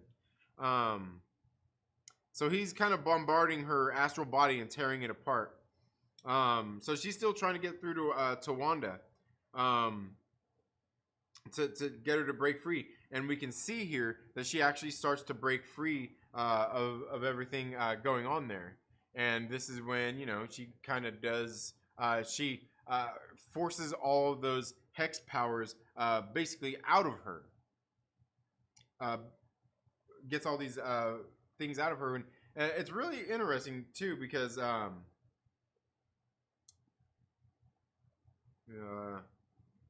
yeah, and this is where I guess we missed that part right there. It says Immortus and the one called Tempest roil in base confusion. The Avengers' inner torments abruptly resolve themselves in ways both fortunate and tragic, even seemingly impossible. Because remember, was it in the last issue where they gave them all visions of the things that happened to them, and it was kind of repeated over and over? They were reliving that moment. It's almost like Loki was. Remember in the TVA where they put him in that theater, the time theater, and he was stuck in that loop, and Jamie Alexander kept beating him up? Very interesting. So they were stuck in that kind of a realm, like something like a bad memory. And here you get into this next panel, and this is where you see alternate futures. These right here are alternate futures that took place of those ones that they were of their original memories. It says superstitious peasants burned Pietro and his sister at the stake for the simple sin of being born mutants. Thank you. More happily, young Hawkeye Clint Barton shames the swordsman into changing his larcenous ways. Tony Stark dies with shrapnel in his heart so that there will be no Iron Man. Wonder Man's deadly radiation flares up at the instant of his death, slaying all the Avengers present save Thor. Janet Van Dyne is disintegrated by the off-world monstrosity that slew her father, while the most improbably of all, Dr. Henry Pym sees his wife Maria, I didn't know there was a Maria Pym, suddenly sit upright upon her morgue slab. And a hail of bullets impossibly misses the parents of U.S. agent. This is where Immortus, he's freaking out. He says, this is beyond belief. These new images reveal what now must happen in all the timelines. Right? So they broke free of all this stuff. Wanda got rid of this hex energy, and it created these divergent timelines, all these alternate takes that you're seeing right here. Tony Stark actually died. Wanda and Pietro were actually burned at the stake. Swordsman didn't become a bad guy. Hank Pym's wife didn't die. John Walker's parents weren't killed. So he's freaking out. He says, this is beyond belief. These new images reveal that what now must happen in all the timelines that are all in my keeping. So this has to happen in all these timelines now. He has to make sure that it happens like this. He says, these new divergences will not only undo all that I have done, they will wreak irreversible havoc across uncounted realities already in existence. Agatha Harkness, you have doomed the very multiverse. Right? And this is where they ask. They're like, Agatha, what's he talking about? If she's here, why doesn't she make Wanda realize what she's doing? And she says, I do remember Hank now. I remember all that seems happened, but it seems like some bad dream. And you kind of see them all changing back. Wonder Man's back to a young guy. She says, the last of my new powers. I can feel them draining out of me with each passing second. Perhaps if I concentrate, I can somehow draw that energy back into myself before I cause the cosmic calamity Immortus spoke of. I must. And this is when a voice steps in and says, no, Wanda Maximoff. And they're like, who said that? Who said that? And they're like, I've never seen them before, Agent. And yet in their presence, the mutant force that radiated out of me hangs motionless in midair as if frozen. So all the hex power and everything that came out of her is just sitting there hanging in the air. And Immortus is there. He says, do you know them, you foolish woman? They are the Timekeepers. The Timekeepers show up here. And this is where the Timekeepers step in. The Timekeepers step in and say, you've been a bad boy. And this is where Immortus is like, you have come to me, my mentors.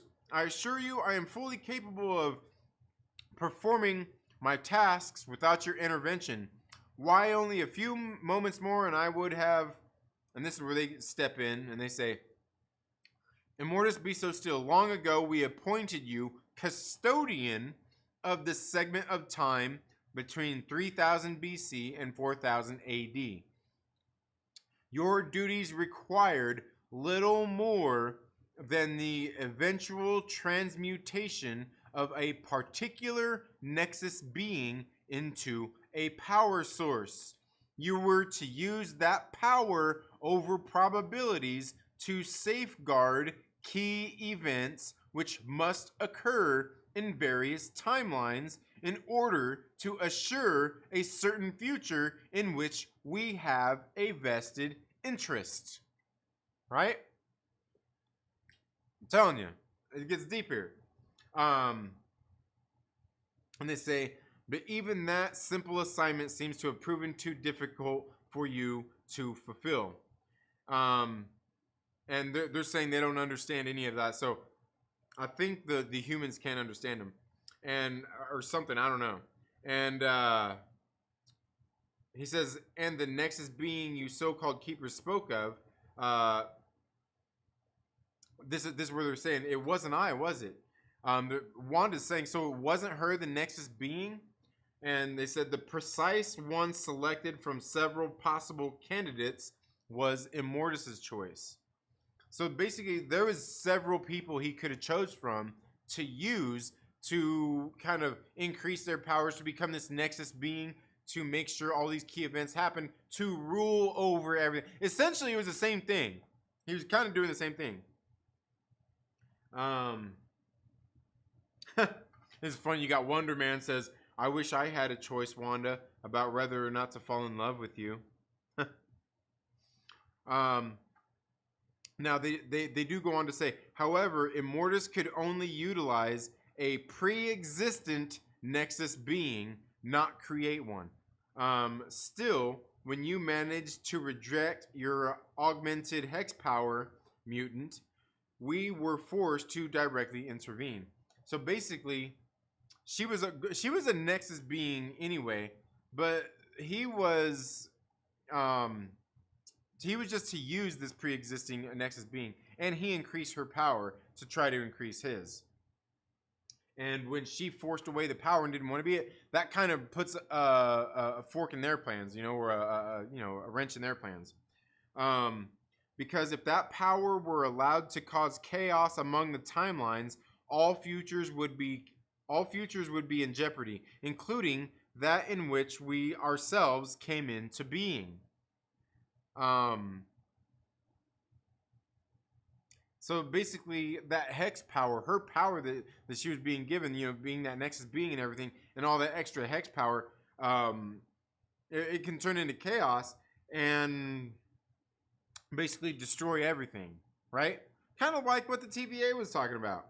And then Clint says, "Now I get it. Bottom line, your own survival." And they're like, "Is Hawkeye right?" And Hank says, "Don't rush to judge these entities by our standards, Jan." Scarlet Witch says, "Well, I'm going to do some judging, whether anyone likes it or not." It was you, Immortus, who did all those terrible things to me, to the Vision, to everyone.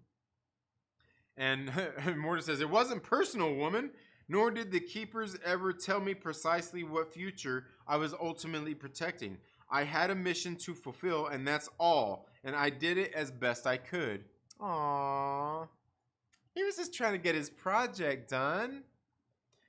And this is when the Timekeepers say, "Your best alas was not nearly good enough. Clearly your ego, you're content merely to rule limbo. Clearly your ego, not content merely to rule limbo, made you believe you were meant to be master of all time, rather than what we named you, the custodian of a paltry 7 millennia. I love how they're really downplaying this motherfucker. They're like, "Dude, you ain't shit, bro. All right? You ain't shit." And this is what he's like, "Total mastery? You promised me at least total mastery over 7,000 years." Oh, man. And then, this is funny. And Clint says, "I guess there's power and then there's power, huh?"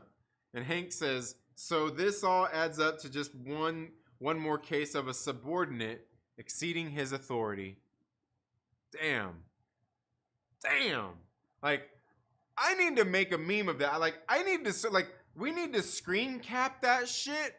Like, that panel right there is a fucking meme that could be used all over the internet. You know what I mean? Like, you drop that shit on any fucking Twitter, any of these stupid things you see on Twitter. It says, "So all this adds up to just one more case of a subordinate exceeding his authority." Oh man, talk about Lucasfilm. Oh, I mean,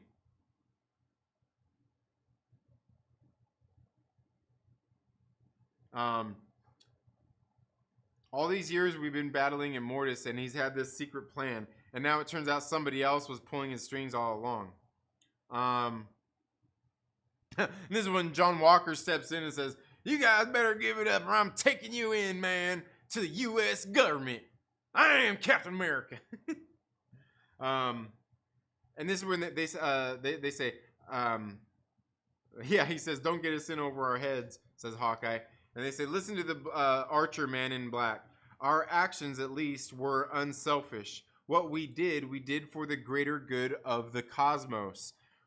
Should we cease to exist because of befouled timelines, the loss of the multiverse would be profound. Besides, all the force you could muster against us would not suffice to harm so much as an antenna upon our age-old, unborn heads." Ooh. So naturally, you know, Hawkeye and these two hotheads get all pissed off and throw their shield and bow and arrow at him. And this is when they say, actually, Avengers, well, because they were trying to see which would hit him first, and they say, actually, Avengers, I would consider it a tie, more in the nature of a tie. What do my fellow timekeepers think? And they're all talking about it. They say, perhaps not strictly a tie. No, after all, we have only reduced their velocity by a ratio of 100,000 to 1. If we felt like waiting here for it, I feel certain the arrow would reach us sometime during the Earth's next ice age. The shield, in all honesty, would take a century or so longer.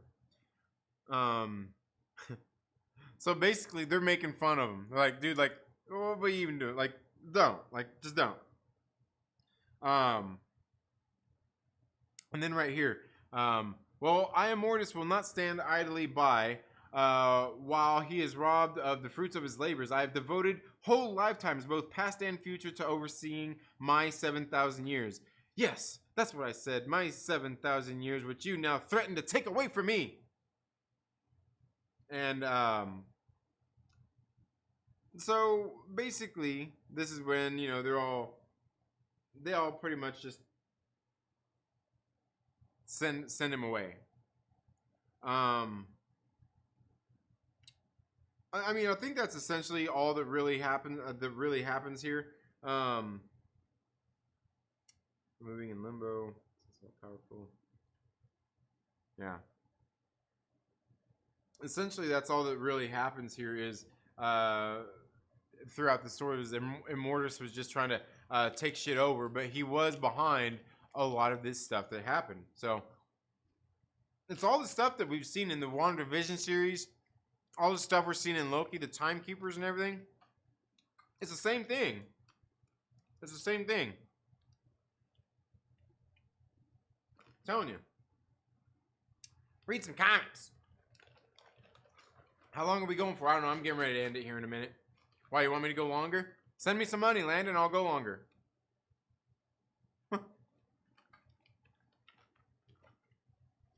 Send me some money. I'll stay awake. No, I need to get to sleep, though. Seriously. Gotta wake up in the morning and go for a bike ride. Now, comic bedtime stories, yeah. Yep.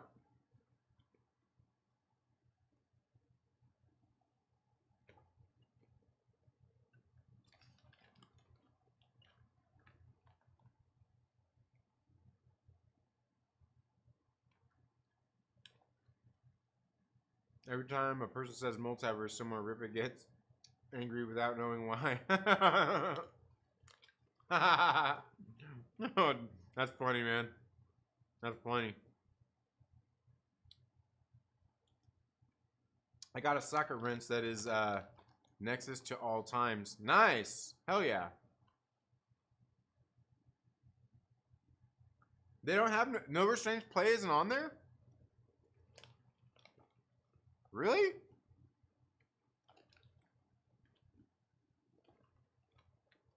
Nah, it's on there. It's on there, man. It's gotta be. I'm pretty sure I've seen it on there before.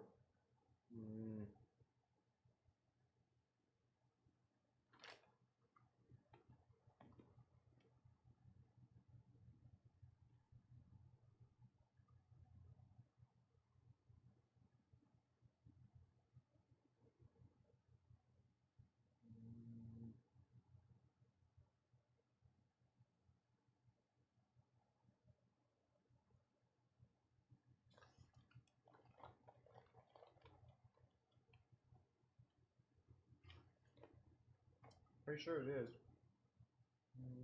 Yeah, it's on there. It's on there, RC Scott. It's on there. I'm looking at it right now.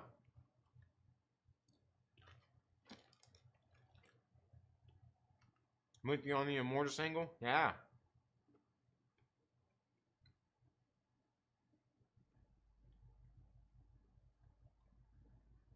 Mm-hmm. Yeah. Comic bedtime stories. I know, right? I like that this stream is long. We haven't had one in 9 months, I think. Yeah, we have. You must have missed it. Like the other week, we went a long time. The other week, we went late. Of course, it probably started late, too.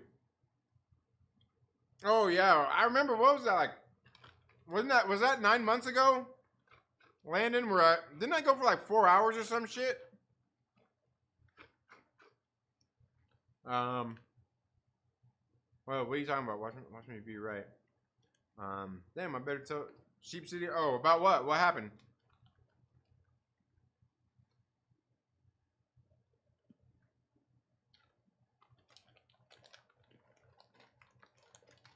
Oh, yeah, no, it's on there. Yeah.